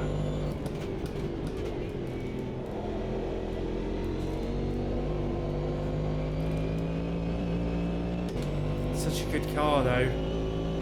Feels so nice to drive, so planted, so responsive, and forgiving as well. Like if you get it a bit wrong, it doesn't just immediately kill you. Well, that is tempting fate to say that, isn't it?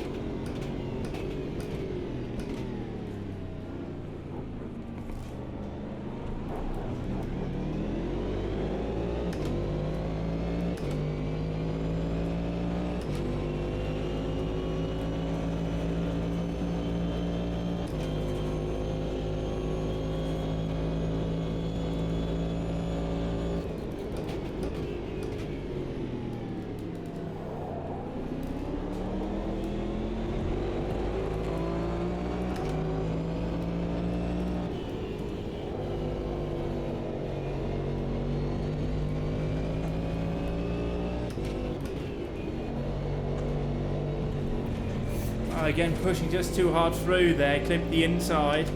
That really upset the car.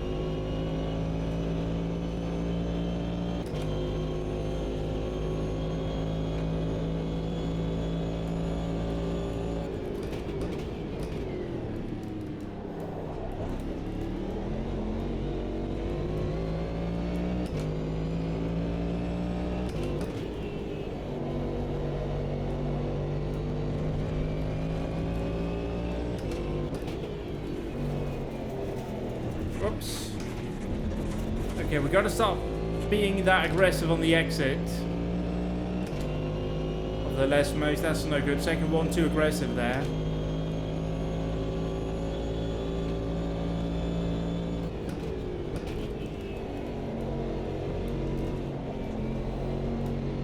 aggressive into Ascari as well. I think it was a bit wide, just to try and avoid that entry curb on the inside of the corner.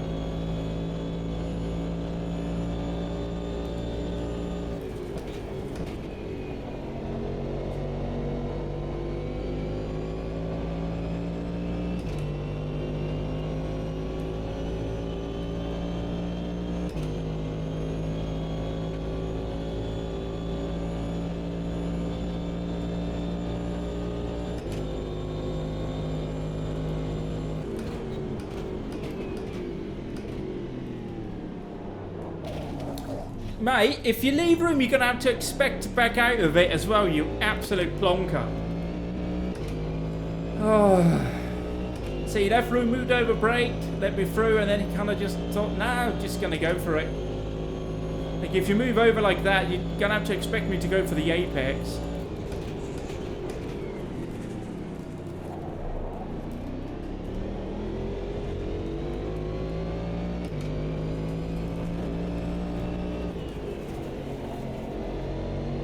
That's messy. This lap, I'm now out of sync here. Come on, get in it again. Missed the apex. Messy. This is not my lap. And now the Mercury is going to slow me down through Ascari.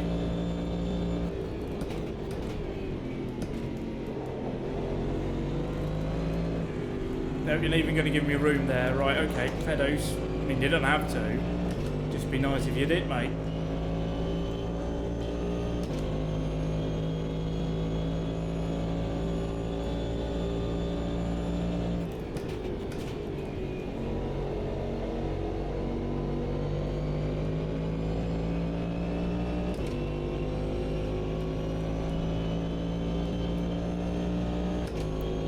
Wait, hang on. How did I drop to third? I was up to second and then... What?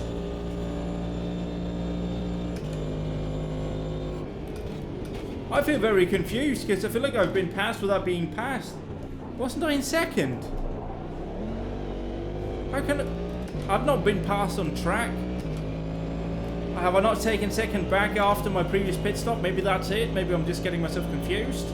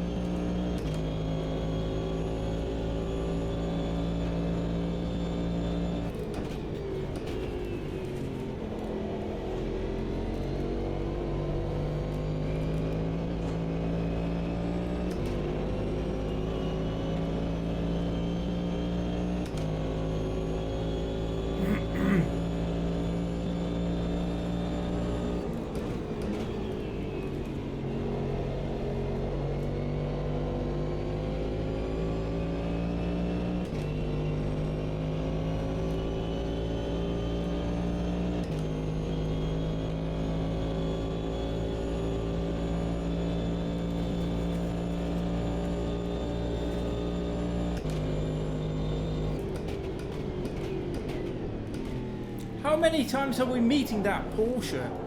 Seems like we're meeting it every bloody lap.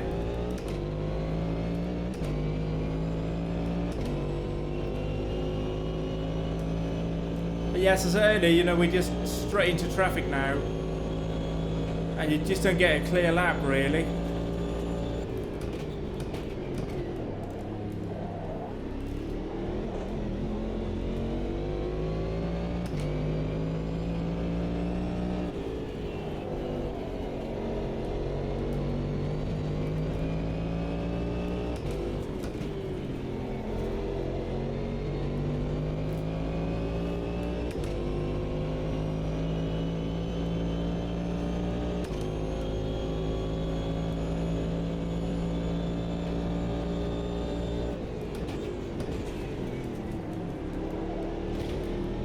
If you leave me the line, give me the line, come on. He moved over, he was going to let me through, but then he didn't follow through with letting me through, which is weird, really.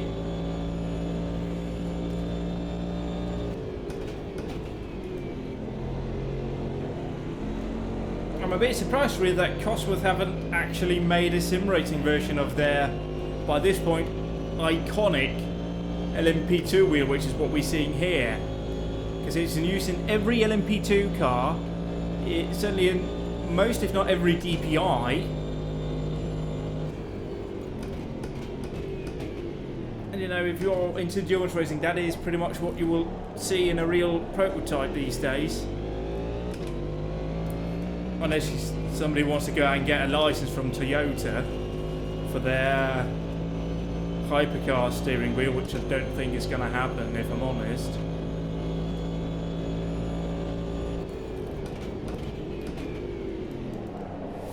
I've overdriven, but we managed to keep it there. See, I wouldn't have done that in the previous stint. Just let it guide it in and around the outside, or down the inside there, really, was what it was.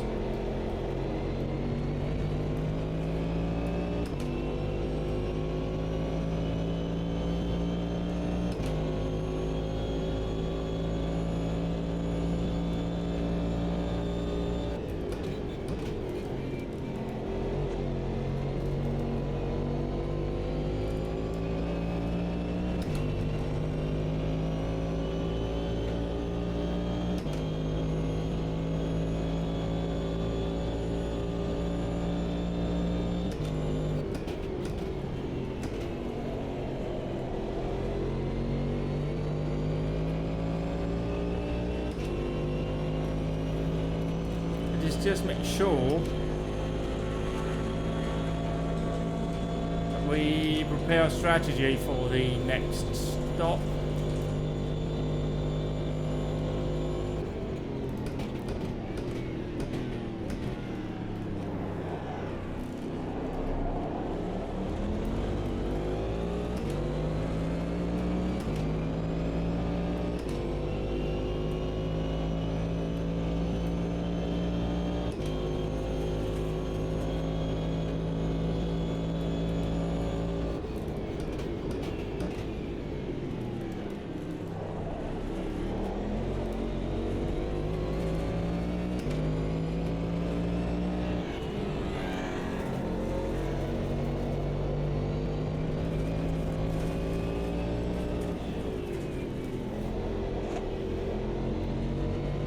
Messy, messy, messy.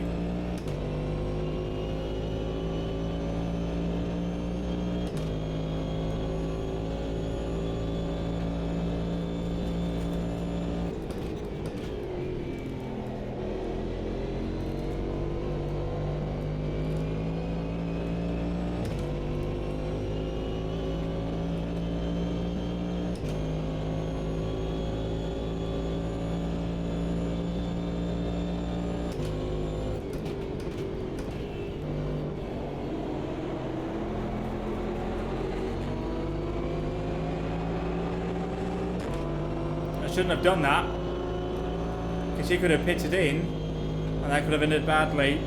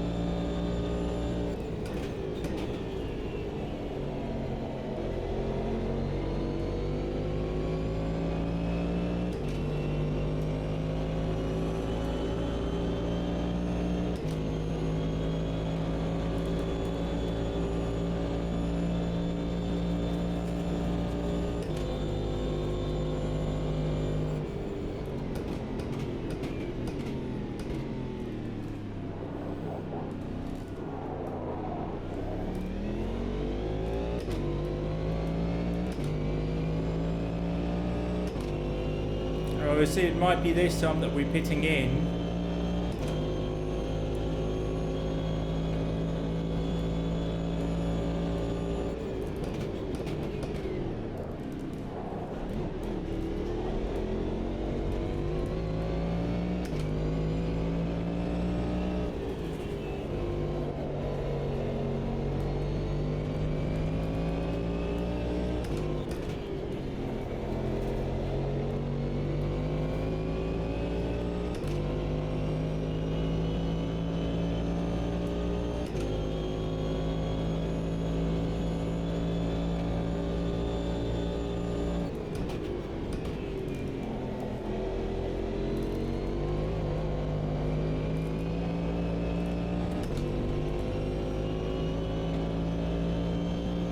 Don't know, it'll be probably next time round.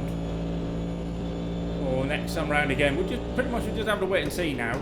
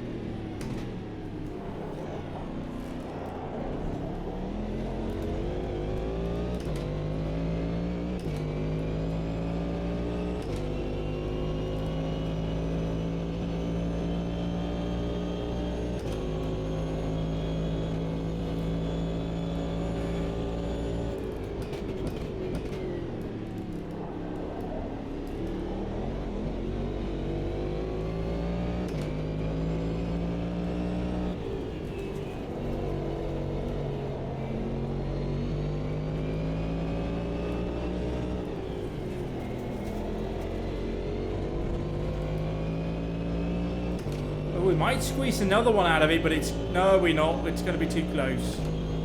It's simply going to be too close to make it... Right, yep. Pit confirm, pit this lap, full service. Well, certainly fuel driver change, all received.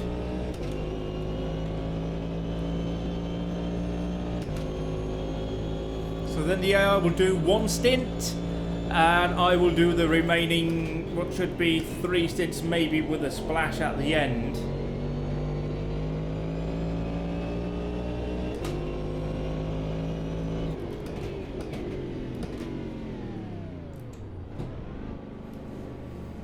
.1 litres at the line. That's pretty decent, I reckon. So yeah, we could actually just run it, turn down anyway. In we go. And we'll be back shortly with the final 3 stints. It's high drama at Monza. I'd gone away and I just checked back in and it's raining. I've been called back into the car right now. The lap time from my Autodromo is just through the roof. It's been 144s for a significant amount of time when the competition's been doing 140. So I'm coming in here now. We're going to get a full service in. We're going to fix the front end damage that we've got. And then I'm in for the end, really. That's the plan right now. So in comes a co-driver. Just hasn't been able to deliver the pace. I'm sitting here ready to go. And in we go. Thank you, thank you, thank you, thank you.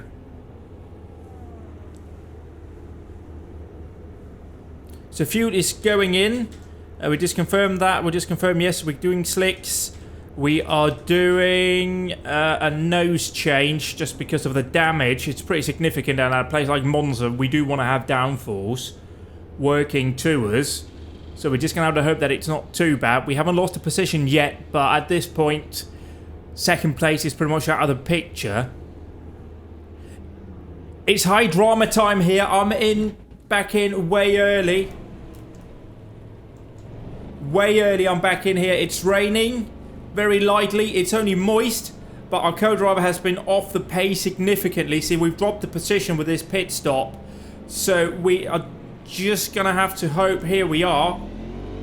We had some front nose damage as well. So we're in here. We've got a fresh pair of slicks on, a full tank of fuel.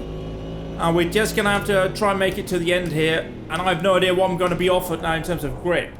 Still fairly decent grip, and we've got still 30 cars circulating. So if it stays at this level, we won't really be needing wet tyres anytime soon. But we will have to turn the pace up significantly here. So we will see here. It's crucial now to stay within your lines. I'm going to be careful here on the opening lap. I don't know how much grip is on offer. See right there again, we don't have the right amount of grip. And it is possibly wet offline. And again, being a prototype, we may have to go offline in order to make some of these passes happen.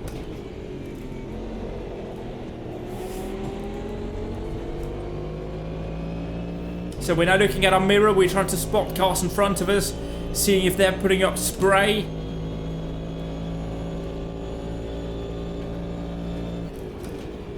But yeah, it's definitely not wet enough for wet weather tyres. We don't have any inters. So we're stuck in these brand new, admittedly soft tyres for this race. We'll just have to hope that we can do this on pace now.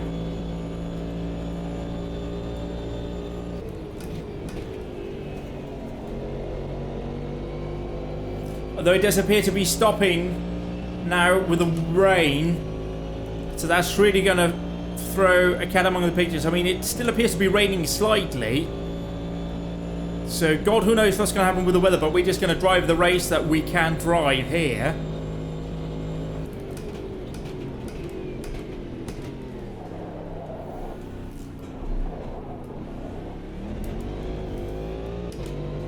Tyre temperature is going to be an issue moving forward. It might help keep the engine cool though, so that's a positive.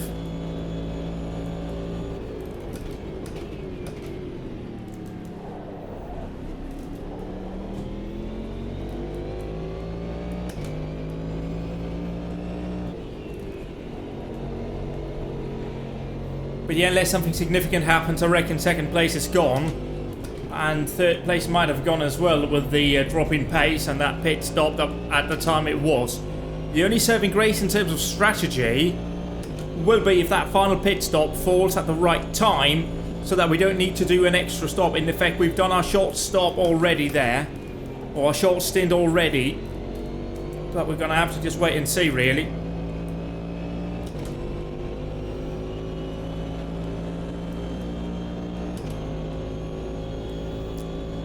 Shadows are definitely lengthening.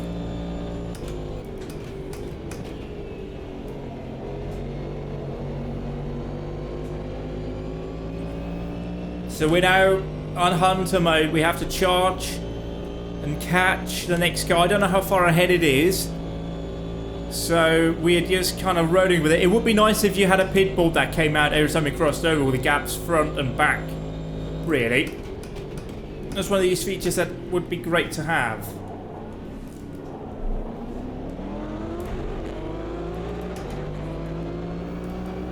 But yeah, it's drying up now. So that stop may have been premature, but we were simply losing too much time. And I mean, again, if we've had a light shower, we may get another light shower. And then having me in the car might be the right decision here. And now it's just about hustling. We gotta work it.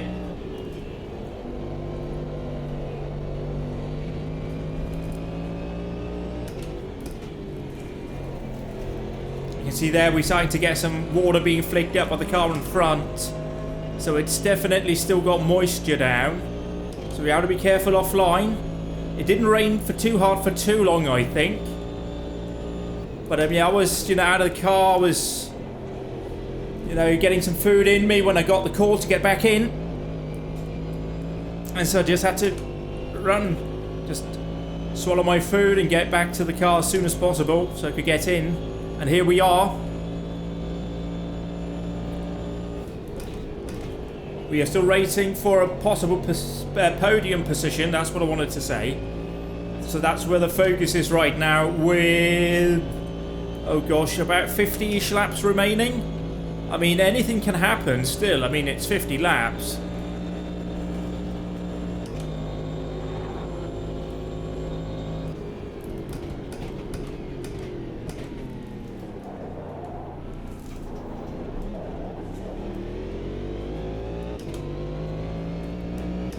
So we're just trying now to gather ourselves here. We're not going to do anything stupid. We're just going to focus on running our lines and doing our job here. Don't get too caught up in everything else that's been going on. I've got a job to do now and I have to execute this.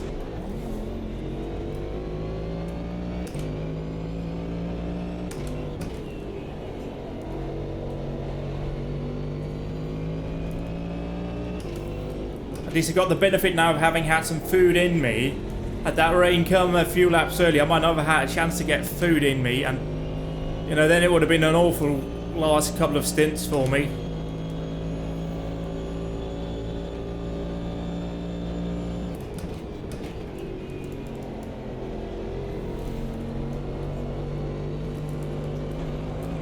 I was too hard on that curbing.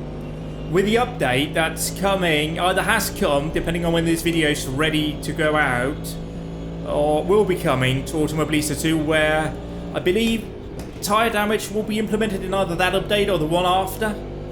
So running over curbing like that could end up costing you. And that is very neat. We got cars in the pit, so we got to observe the position up there at the top of the screen to see if that's any of our class runners. It doesn't appear to have been. Certainly nobody we were on a lap with. So we're just breaking it down, taking the corner, and over, wide, good stuff. Had a good power delivery there. We can back off the traction control a fair bit again. I think we can go back to where we had it before, really. Because it's not really wet, it's not raining at the moment, but we do have clouds in the sky.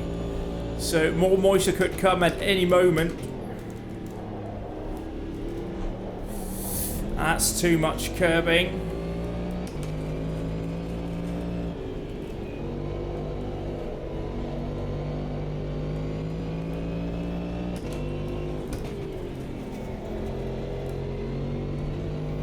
We're actually seeing a higher engine temperature now than we were before.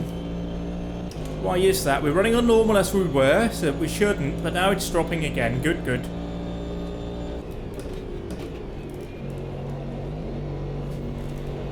We don't want to take that curbing right there, that's very wet.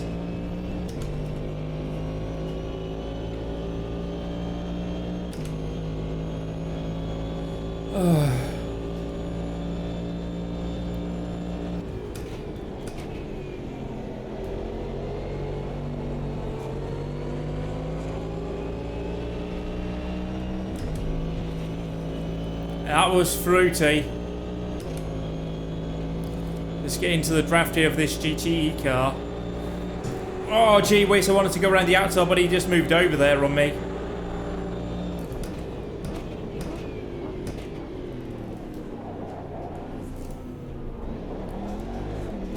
Ooh.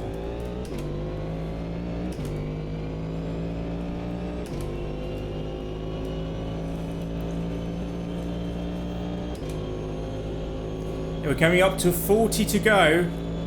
So our strategy is going to be all over the place here. It's not going to be good. Because, yeah, that does mean if we do 19, then we'll be doing 38 laps. So, yeah, that wasn't the right time for us to pit, really. But we'll be kind of tied up there.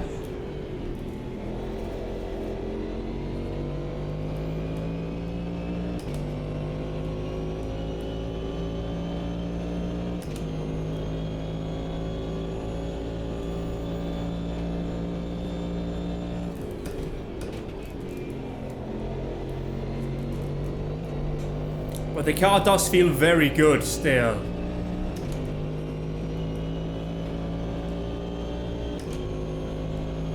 So that's always a positive. When the car feels good, it's planted, it's doing what I'm asking of it.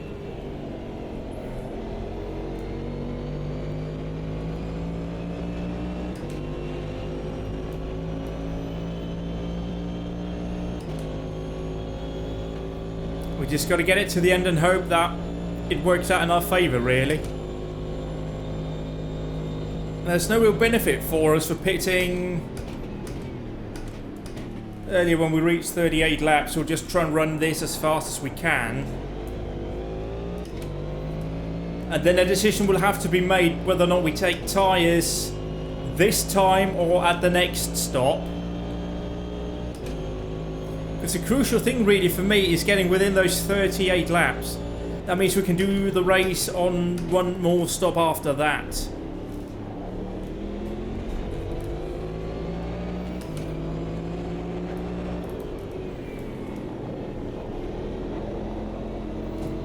You can just see how well it was offline there. Now I need to be looking at my lap times as well here to see how do I stack up. Am I slower than 144? Or am I somewhere on the mark?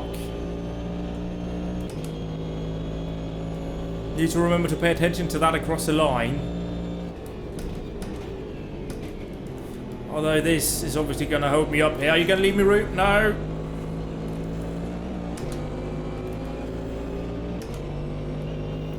That's going to have cost me. Those 2 lap cars here, you can see just a second in sector 2 alone.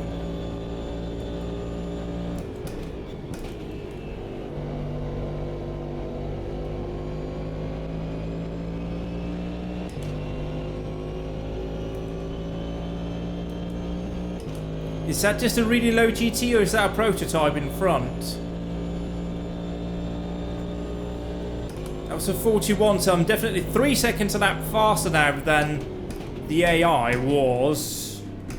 So that's a positive step, and that's with that traffic right there. And that was just a McLaren GT4 car in front.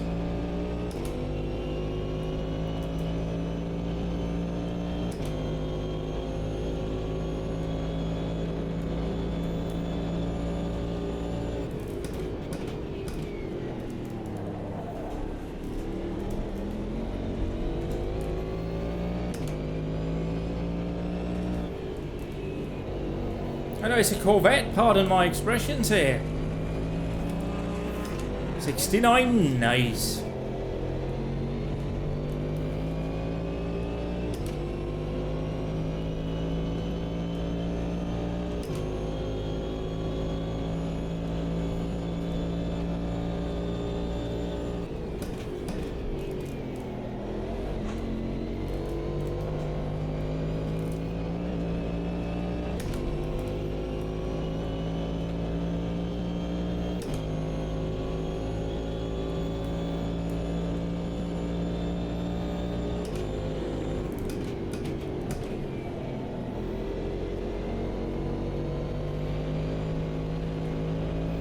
I had to lift off a bit through there as I was that far out.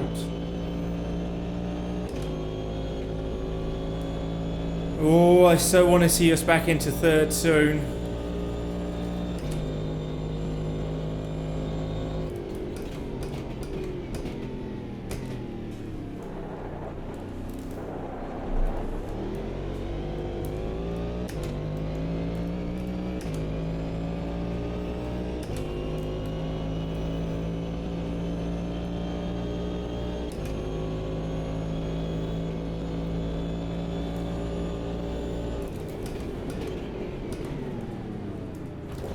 Mate, you pay attention, will you?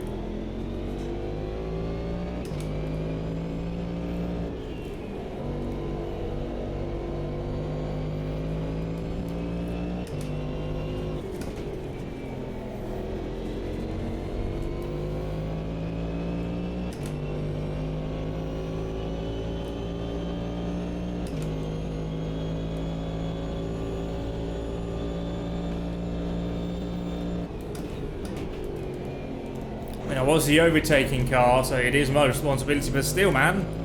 Pay attention, I'm a prototype driver, you know me. Oh, my Gates and Senna always going for a gap that isn't there.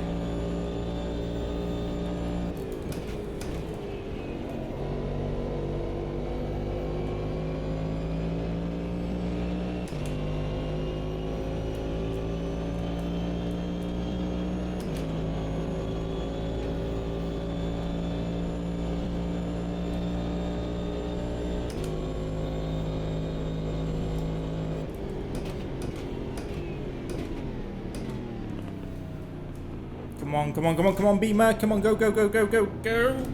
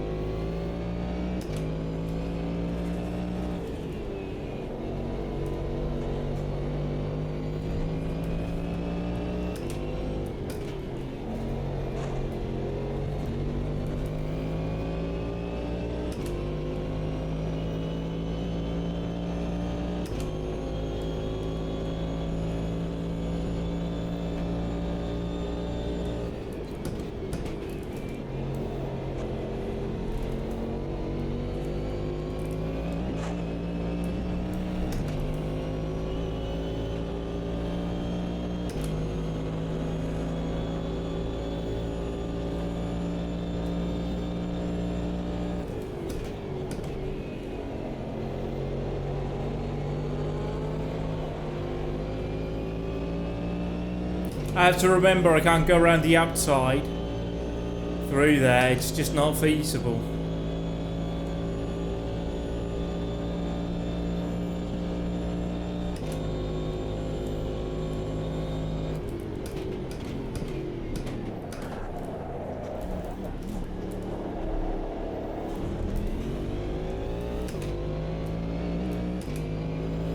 It's too wet outside there in Alberetta now.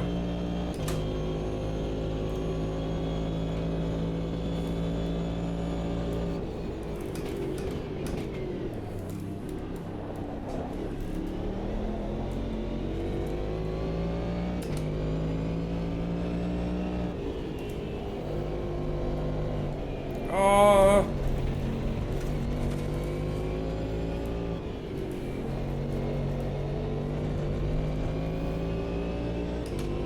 It's of course sort of a home race for Cadillac, as they run based upon the Dallara chassis. DPIs all have to be based upon an LMP2 chassis, and the Caddy is based upon Dallara.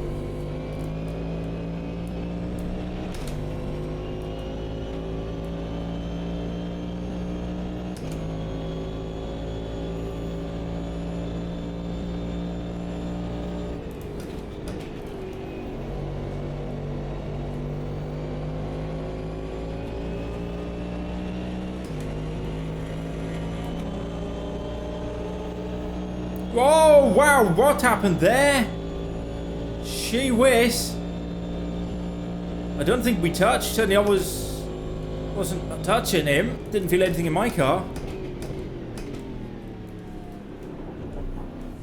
Would that be the first retirement of the race?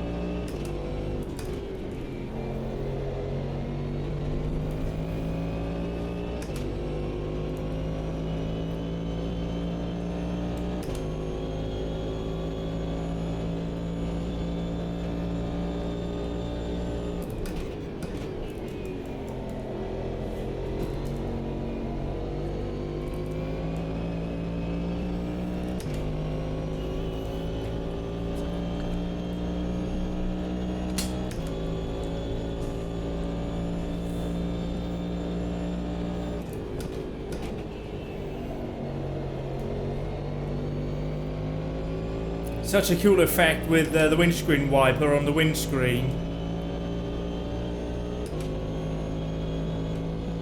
Is that a DPI in front? It does look a bit like DPI rear light on it when it braked. It is. It only bloody well is. It's either the one car behind us or it is one of the three in front, and if it is the car in front, we might be able to get a position here.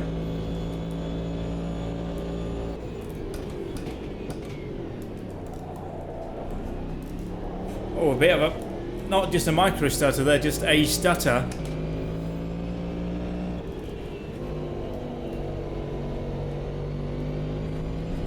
I think we have a GTE car in between us, however. Or GT3. Or GT car, let's just say it that way.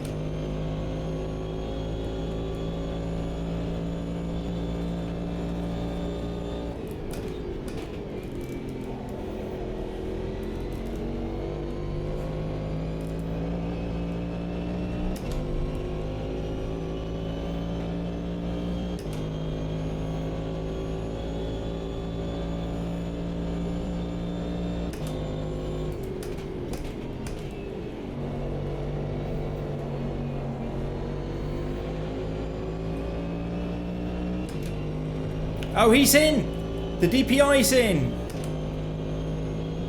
And it was the one we were battling. Fantastic. Up into third. We're on the podium. Although we've got a stop come up. I don't know where we are in terms of stop cycles here. So that's one of the issues. I mean, it's positive that we're getting positions. Whoops. But it could be slightly otherwise problematic.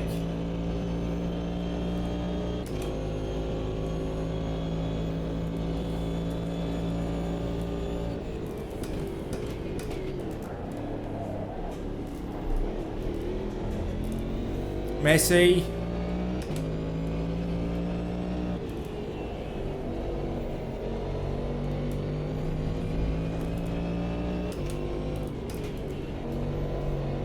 Oi.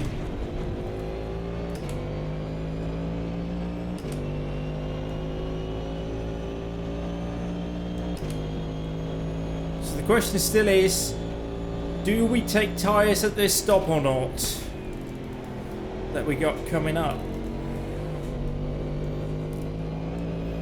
Well, it would as much depend on the weather, of course. If it starts to lightly rain again, then it's a no-brainer, of course we do. But if it doesn't, then it's a bit more precarious, because if we take tyres then we won't take it at the final stop.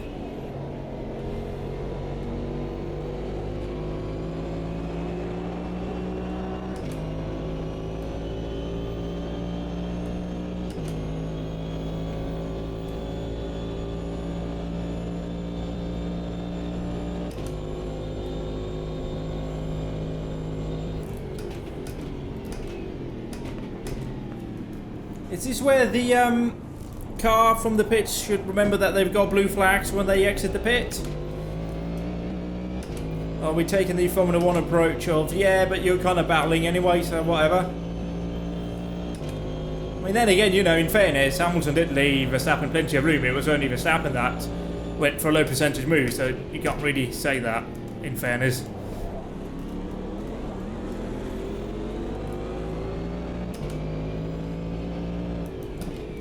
Wait, that's... I don't need to be shifting down here, come on.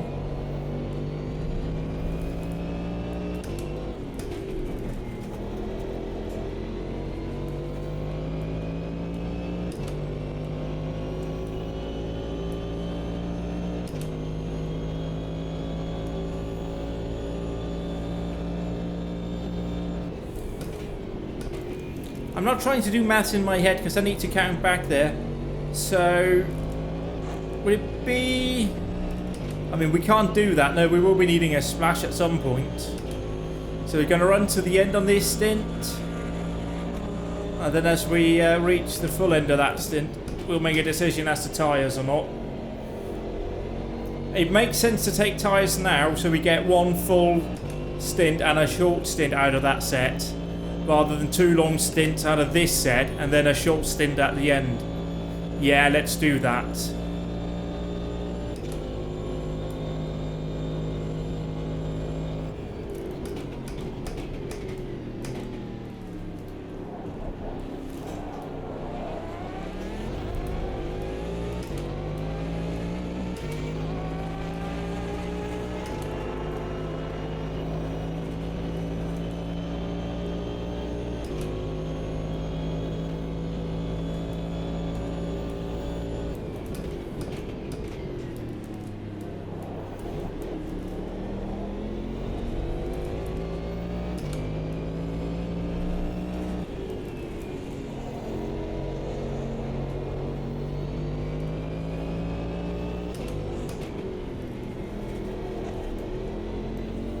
Wasn't sure whether he would leave that door open on the outside or try and stick it in, but he let me through, which was lovely.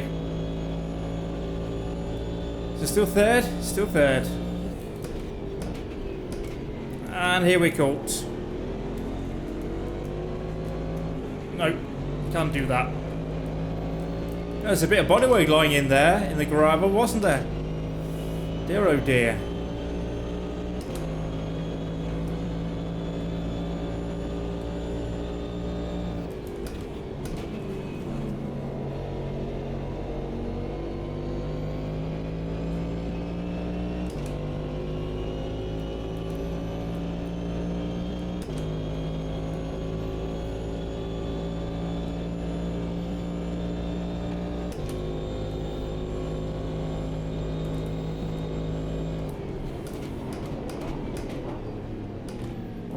Are you going to back out of it? Nope, you're going to hit me. Lovely. Cheers, mate.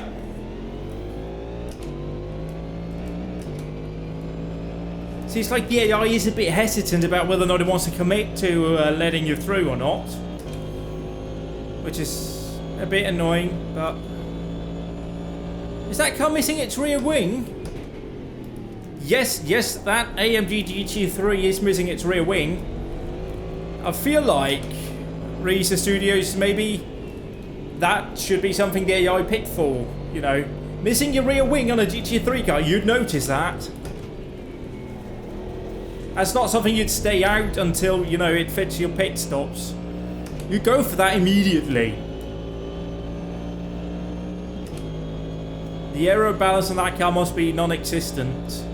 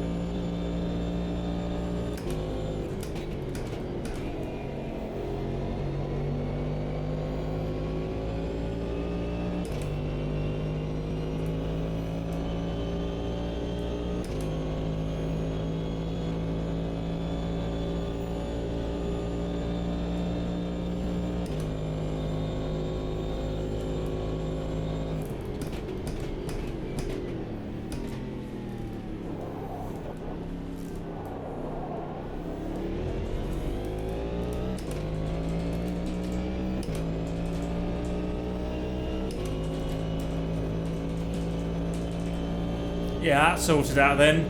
We're taking tyres on this stop, and then on the final one we won't be.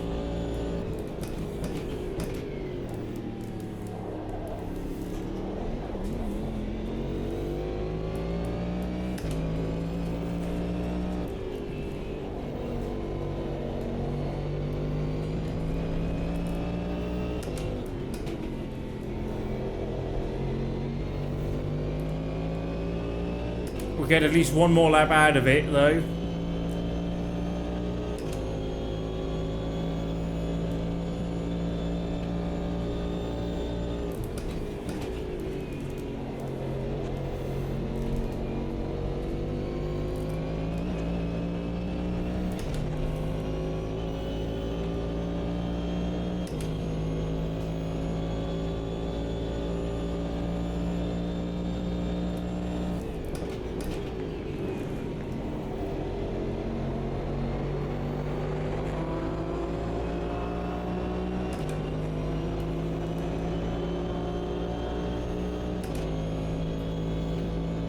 So 54, lap 54, 154 is our critical lap. That's when we can make it back to the end of the race on fuel, which is definitely worth keeping in mind if weather starts to become a factor once more.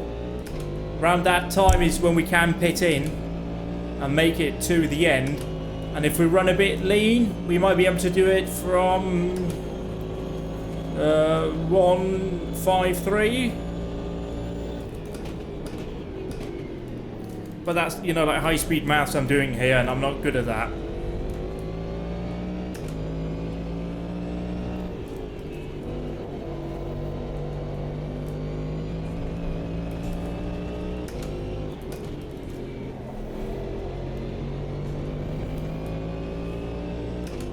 Do we have a misfire on liftoff there?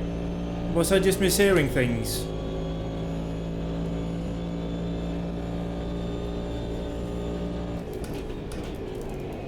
Oh, we're off here.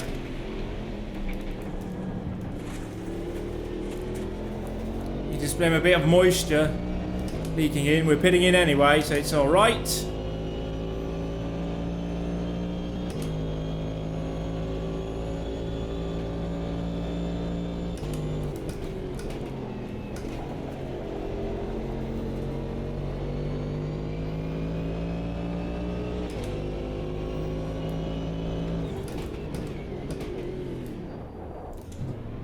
Oh, we cut it close there.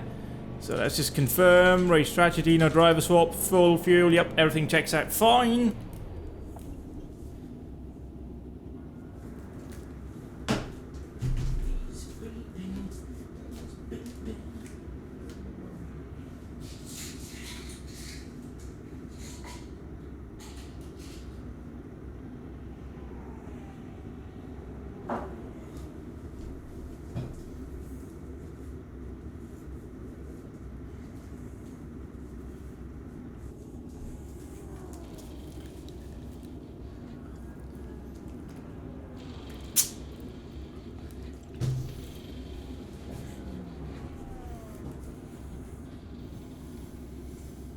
so that's a stop done with. Well, in a moment, there we go.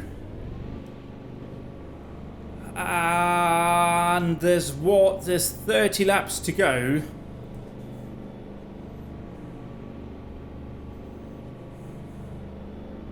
We're back down to 4th.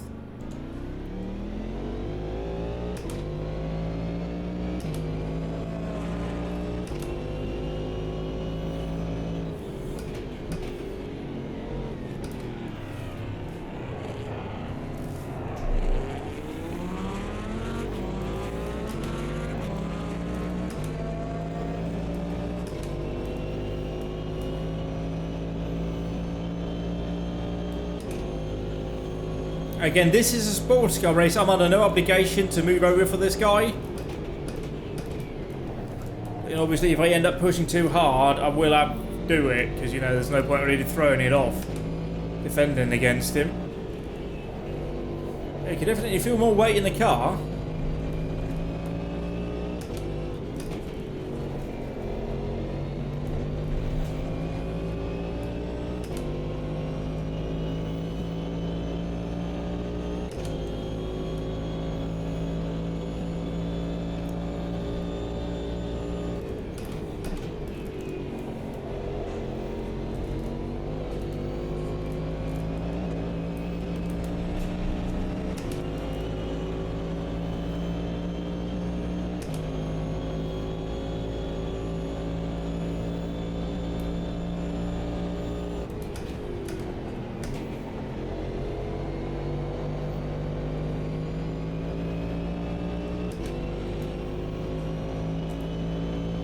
We're not going to defend, but I'm not going to move over for him either way. Like, he's just going to drive past me here, and that's A-okay with me.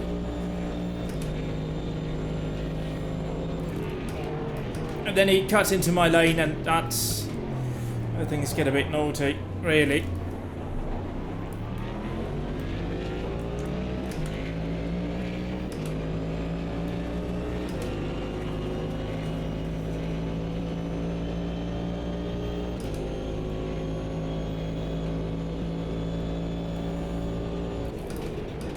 Looks like he's got 10 extra horsepower compared to me.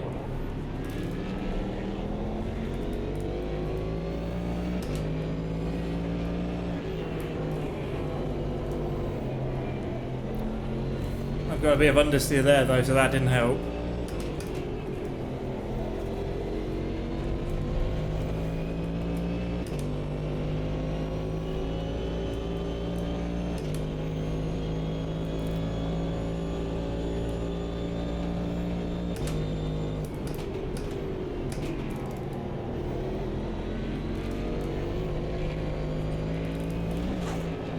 Gee whiz, that's a bit of a whoopsie.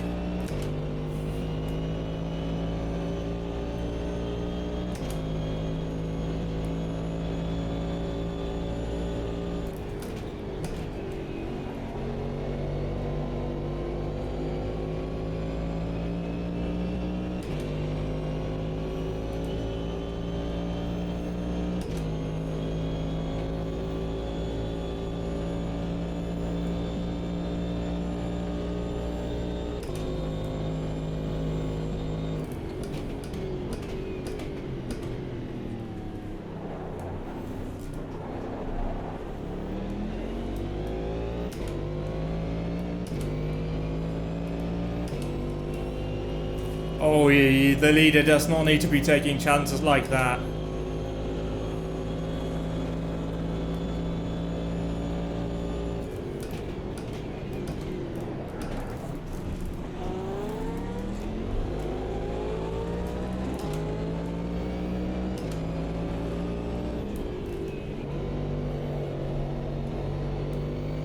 If you get it hooked up at the entry, you just absolutely blast through the first Lesmo. It's fantastic.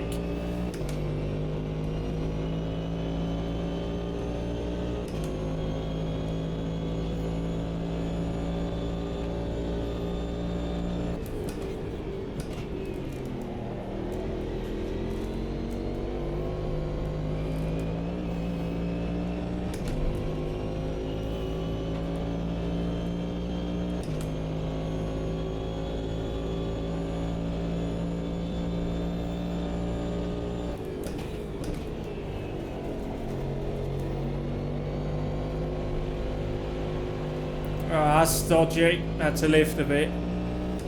See, that doesn't seem entirely right, because clearly I lost a lot of ground in that move. But I was off track, and had it been a wall, it wouldn't have gone as well as that, so fair dues.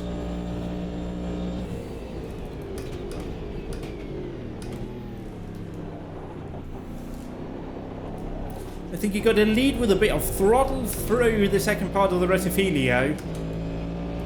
In order to get the power down on the exit, you got to have the rear wheels under a bit of load. This seems to be the best way of doing that, I've noticed.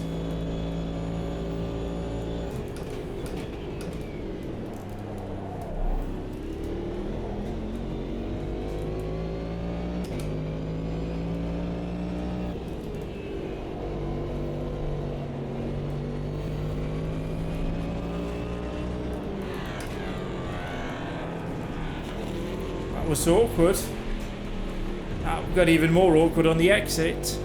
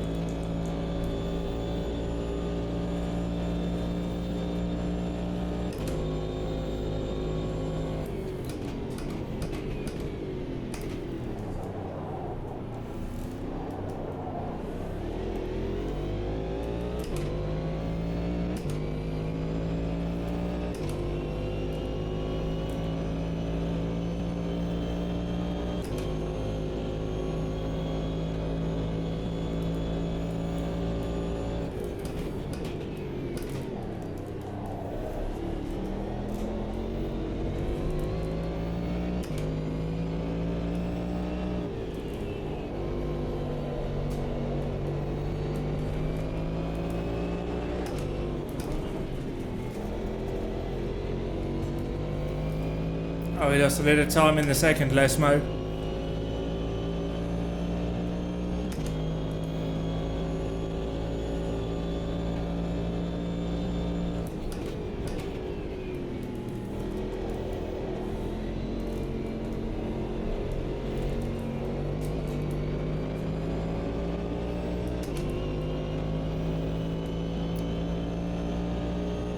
That's a DPI. That might be the leader. Or it might be the car we are racing for third. If we are racing anybody for third, I don't really know. I'm just assuming we are. Or maybe that's the car in the pits now.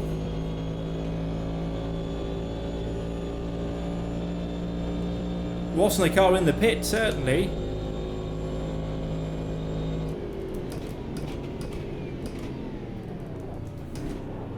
He's only also got a DPI behind us. Is that fifth or second or third? Well, it's not. Hopefully not third, because that would mean we have a laps deficit here. And I don't want to have a laps deficit.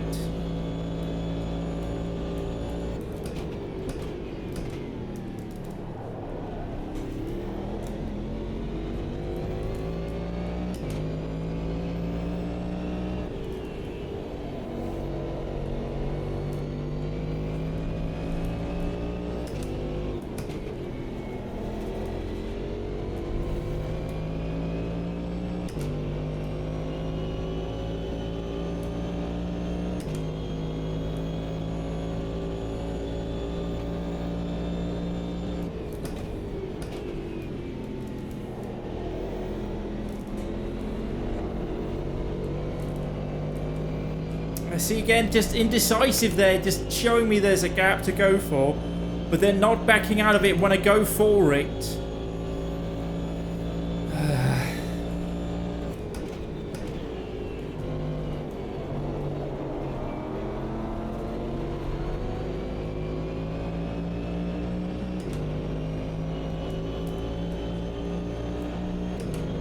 let's see if we're racing this guy for 4th. We are. All right, it's on.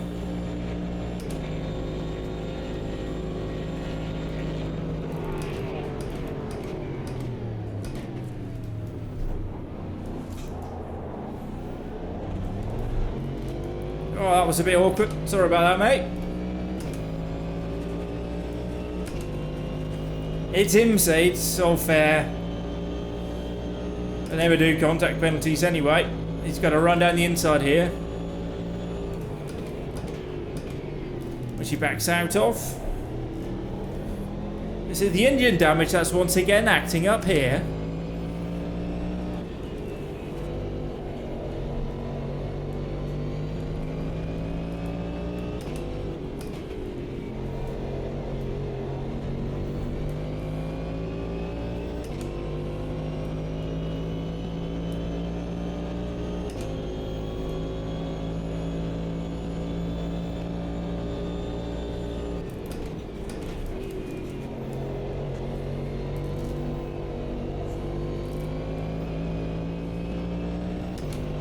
I suspect with a bit more downforce, maybe with some tweaks to the gearbox, we could have been in within the chance here, because again, no safety car or anything like that just means the race runs to its natural rhythm.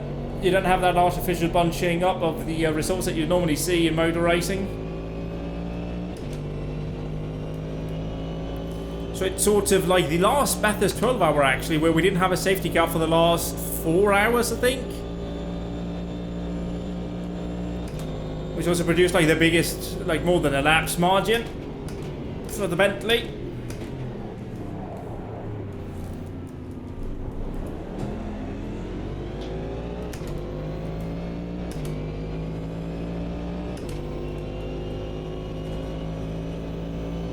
This is on. This is a full race right here.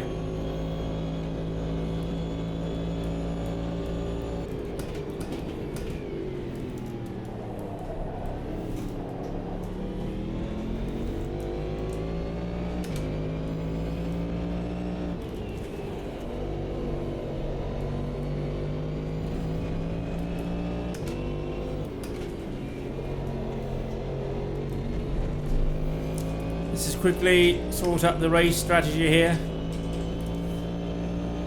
For the final stop, we'll just tune the fuel as and when we know how much we will actually be needing.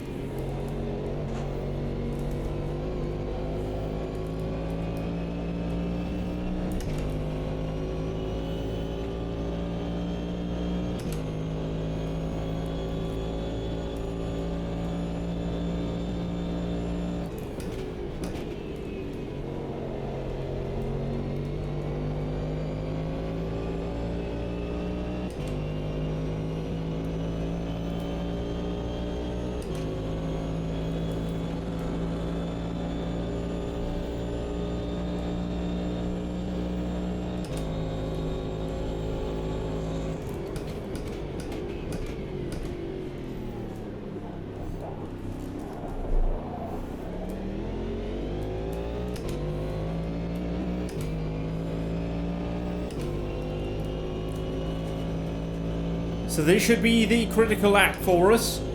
At the end of this lap, we will be able to make it to the end with one more stop.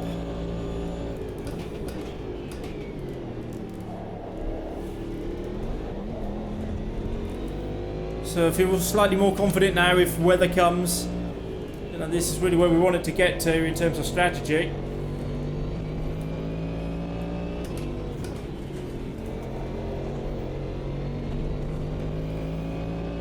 I think that third place race might be out of it now. I mean, a race for fourth is the race for fourth, isn't it? So it's still a race.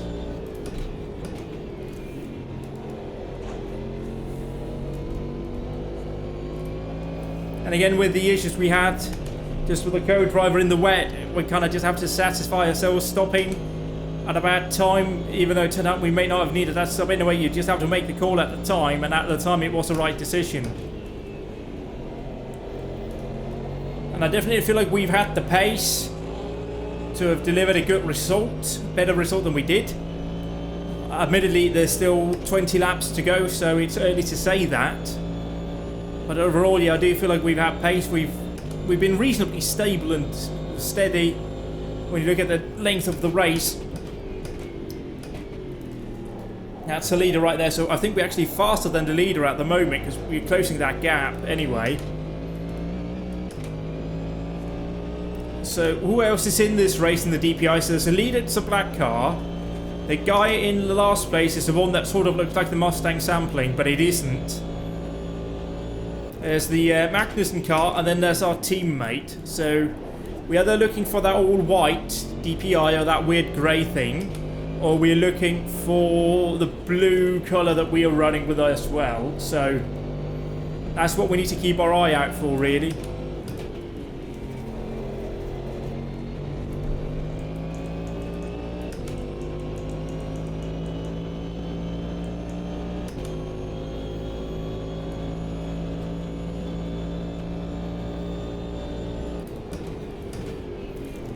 In terms of my performance, I'm superbly happy with this. I've done one longish race in this car, but otherwise I'm very new to it and very new to high downforce cars in general. So the fact that I feel that my performance has been the way it's been, I'm happy. You know, we can't win every time. Sometimes you just have to accept that you are not in a winning car. Or maybe we just had a 4th place car today, and then we just have to take it. DPIs are in the lane. DPIs in the lane. Yes, P3. But again, with pit stops down here, it's very difficult to figure out where that is really.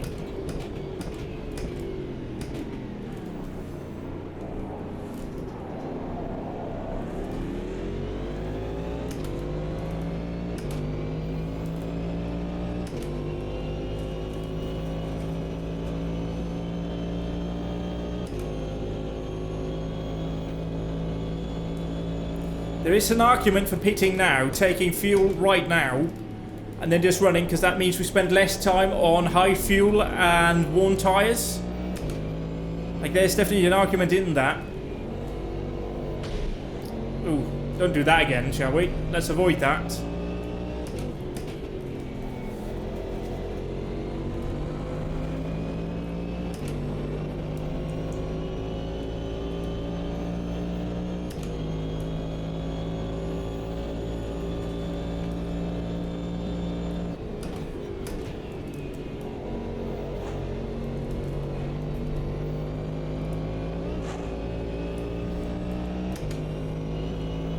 Should we pit this time?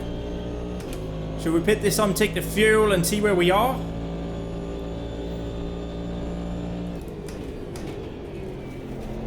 Yeah, let's do it.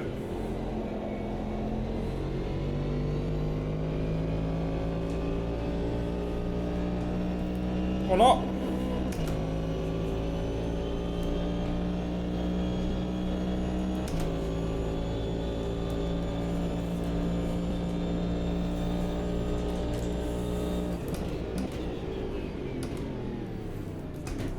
Why can't we request a pit stop?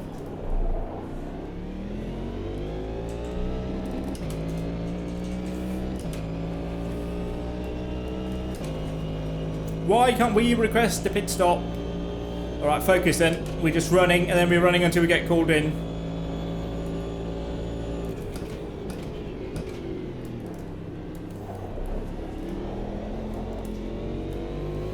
We won't take a full fuel load anyway if we wait, so it's probably going to work out fine.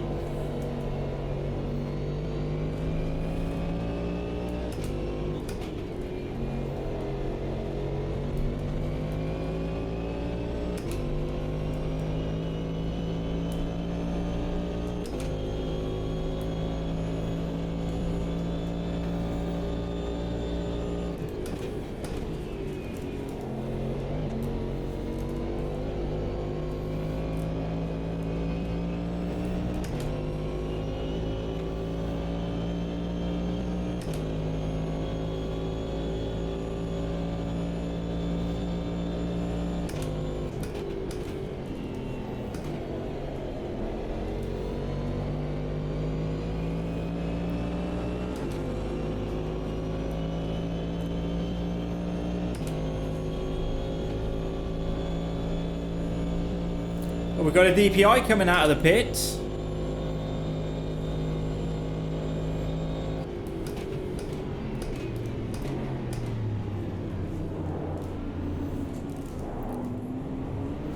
That's weird. That means there's at least a lap ahead of us then.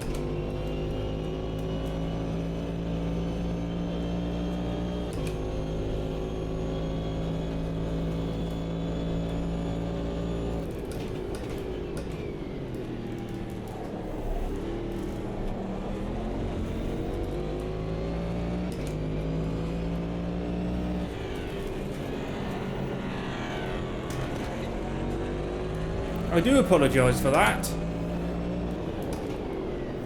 Oh, you were not leaving me room. Okay, fair dues.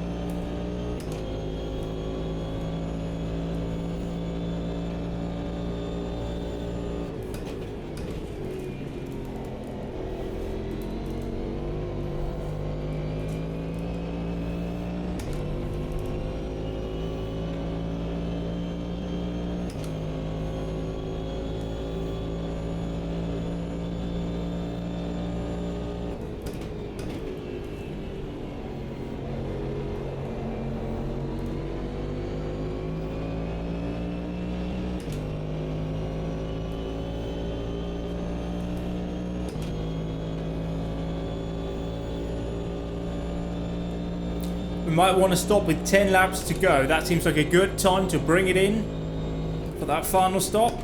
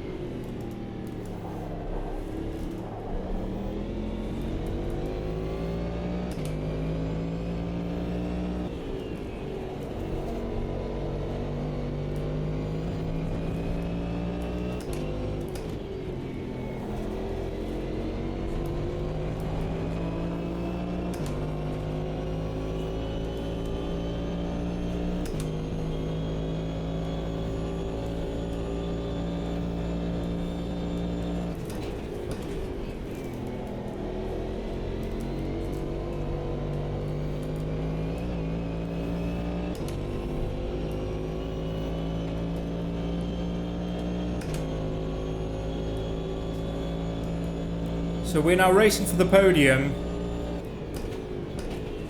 That's where we are with roughly 15 laps to go.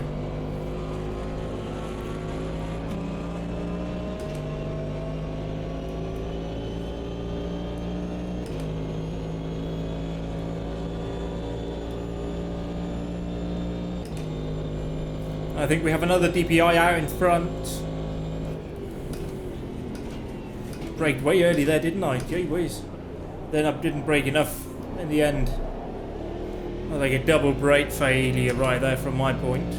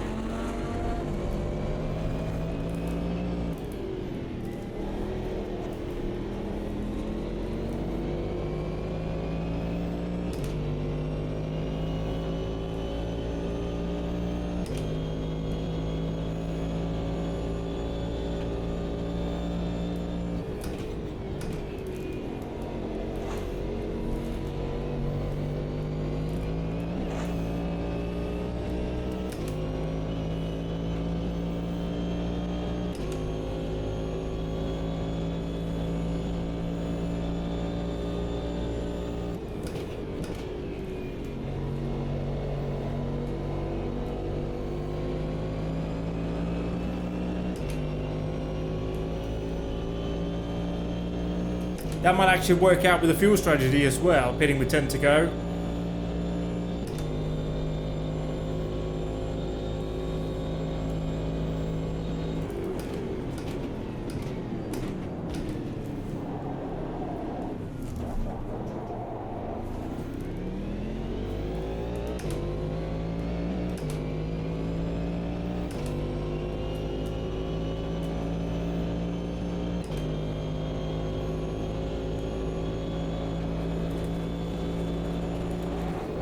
What are you doing?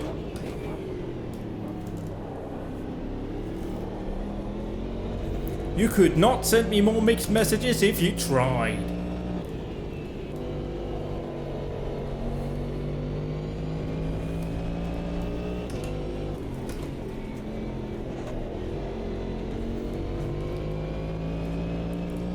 And my left knee is actually starting to get quite sore.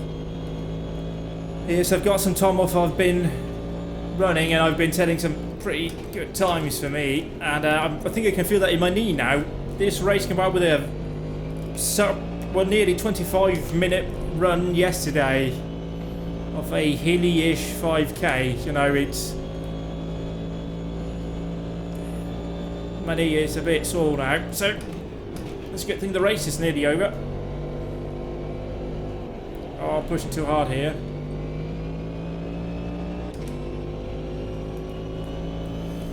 Let's just confirm that we have got... how much fuel are we filling in? Nope. 11. Just leave it on 11 just in case.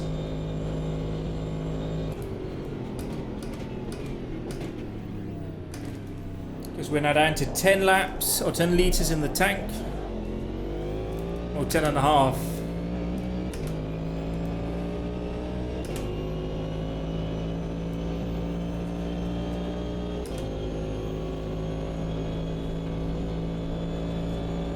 And yes, it does not want to request a pit stop for me, so we're just going to have to get on with it as it is.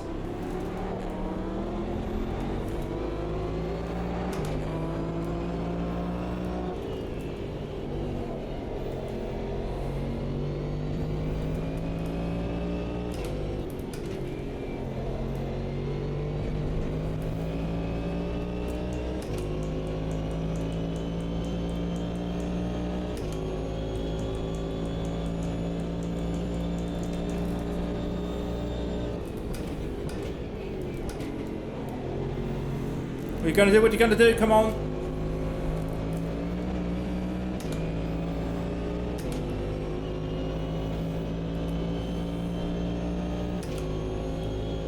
We are in a race for the podium, hopefully.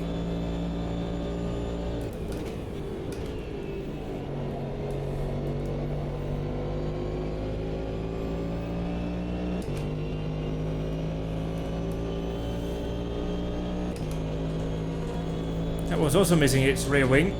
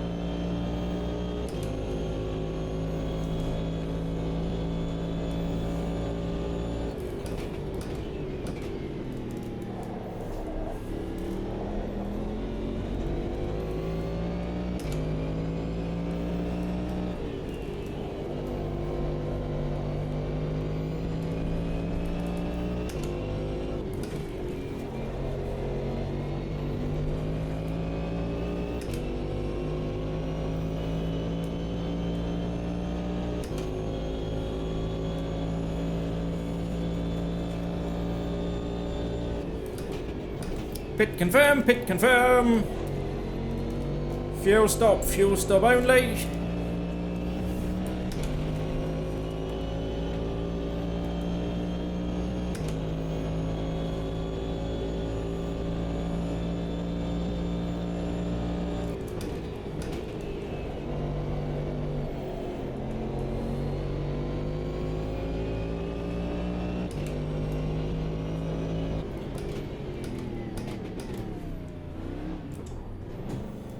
Don't want to overdo it on the way in there, so it was a bit awkward. Coming in, let's see, Danny, can we actually check whether or not we got the headlights on or not? Headlights are on there, good to see that there's a stop. Oh, and then give my left leg a bit of a rest here if we can. Come on, come on, come on, come on, come on. Oh, come on. Come on, come on, come on, fill me, fill me, fill me, fill me, fill, quicker, quicker.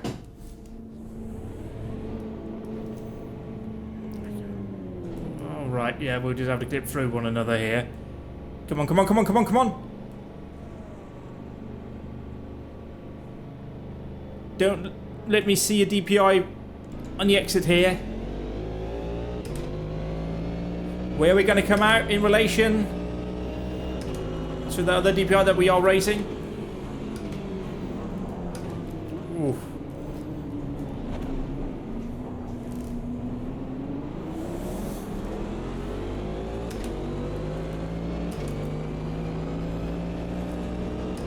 So where's the 4th place DPI?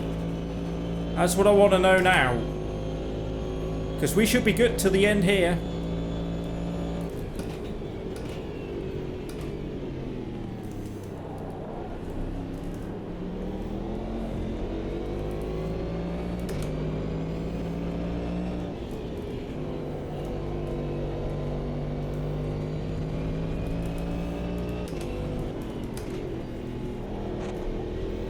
Ah, get a grip, mate. You're better than that.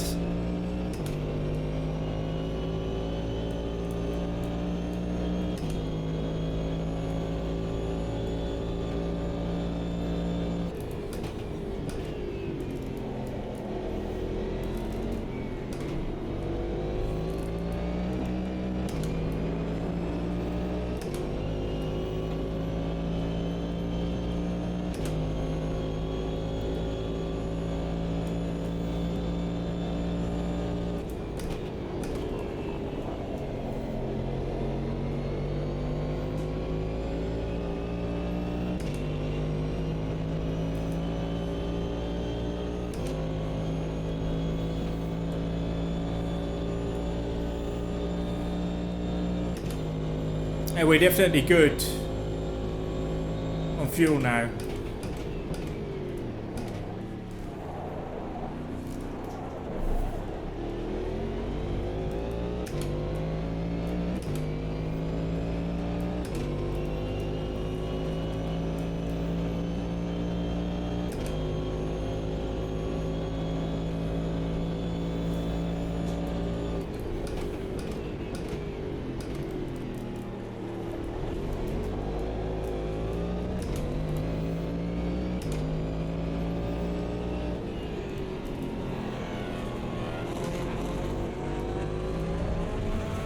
Come on!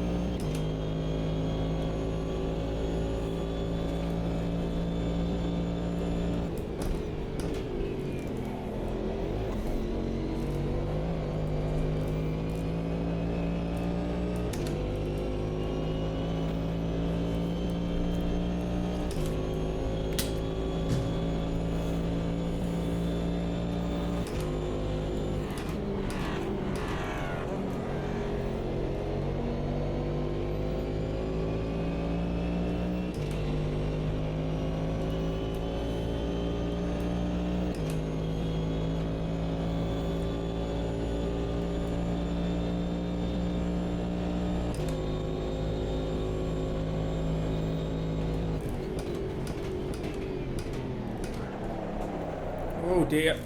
It was late on the brakes there, weren't we?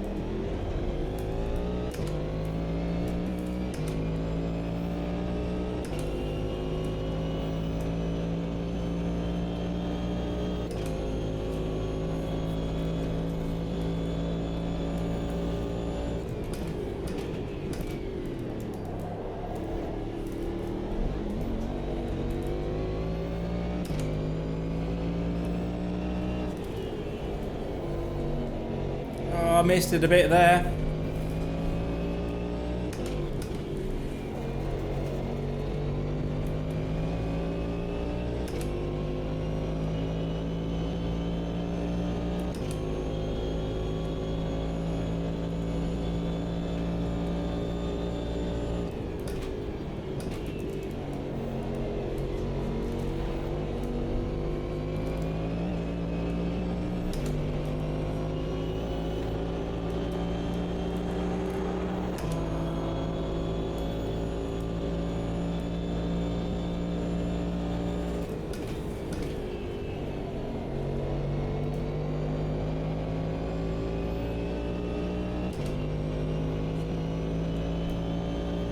It definitely feels like this year, having started to exercise running now regularly, especially, really feels like it's made a huge difference just in sim racing as well, just in terms of keeping focus and being able to be sharp and make the right decisions even this late into a race, which certainly from my point of view has felt like an endurance race proper.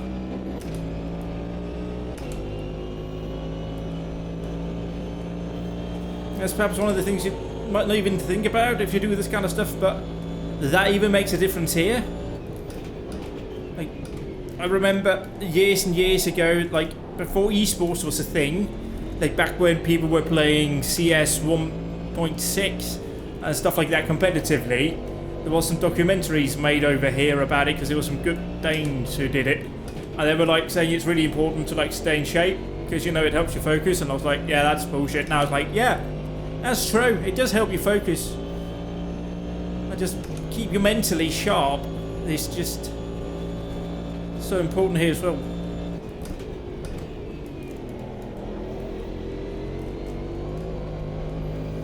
Which again just goes to show that real racing drivers, they are absolute athletes. If I can feel there's a difference on the very low level at which I am achieving here, then frankly, you know, what doesn't happen for like pros in terms of that. And that's why with young racing drivers it's so important to get them into proper physical training and all that sort of stuff, to get them into peak shape so they can perform, keep them sharp. But down here there's 4 laps to go now, 4 to go.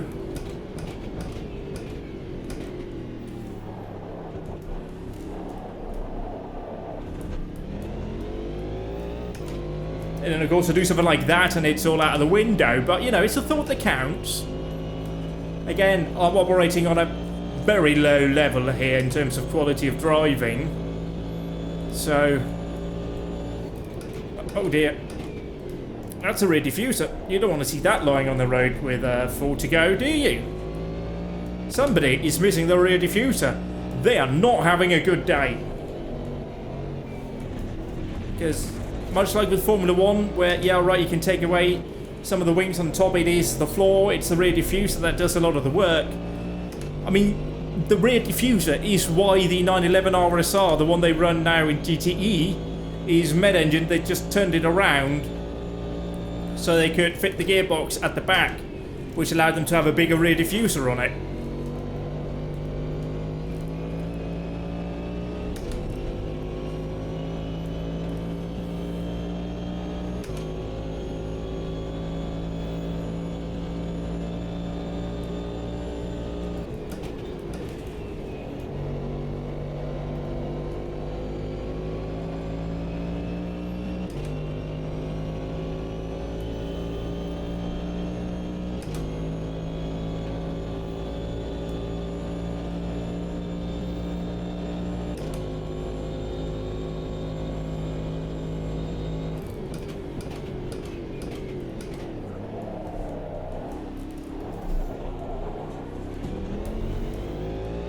First part of the race video was very good. Like, that little bit of trail braking just seems to really help turn the car in.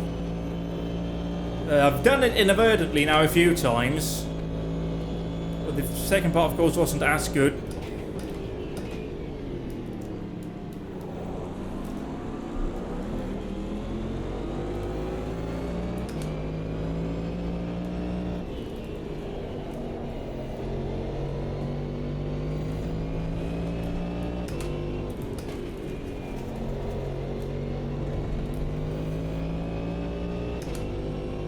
And again, this game is just gorgeous in the evenings and mornings.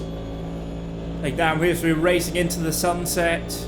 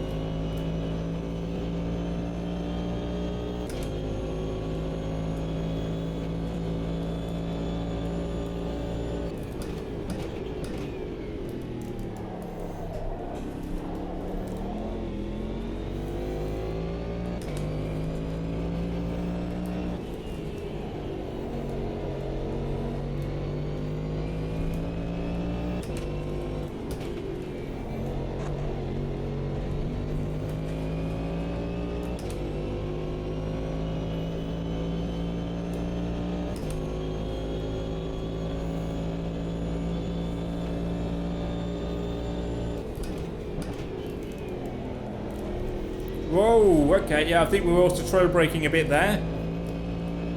I'm now accidentally trail braking. I mean, accidental trail brake is a great name for a prog rock band, let's be honest. Or an album name.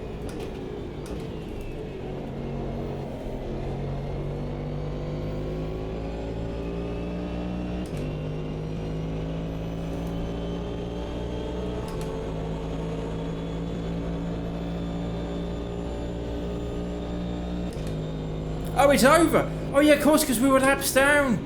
Of course! What an idiot am I! I forgot we're not running to my lap count. We're running to the leader's lap count, because it's not a timed race. Oh. Oh, well, that was a good one. Oh, yeah, that was great. It's really great. Fantastic. I mean, admittedly, we were 2 laps down, but, you know, after quite a few hours of racing, you know, we got to be happy with that, I suspect. So let's go to the results, shall we? So the formal result is Giancarlo Rampanelli wins with the time of 4 hours 56 minutes and 52 seconds, so nearly 5 hours long this race. Then we had Chris Williams in second place, and then we had me in third, and we had Guillem Vieira and then Frank Alexandra down there. They were actually on the same lap, and they were 5 seconds apart. And yeah, so I actually had... Did I have the longest race of all? Because I had 4:58.21, 4:58. Has anybody had 16? 39. So yeah, and 51... Nobody is in... Yeah, there's a few... Oh, there's one 159. So, yeah, that was... again, no safety cars at all in the race. So, it was just natural flowing. So, just the natural pace, really, is where it is. We lost some time, of course. Bad pit stop there at one point. We actually had a drive-through because our pit box was occupied. So, instead of just stopping and waiting, the AI drove through. And then came round, and then we had to stop, and then we were off sequence, so we probably lost time there to second place. But that was good fun for us. I enjoyed that. It was a good drive. Thank you very, very, very much for watching. Goodbye.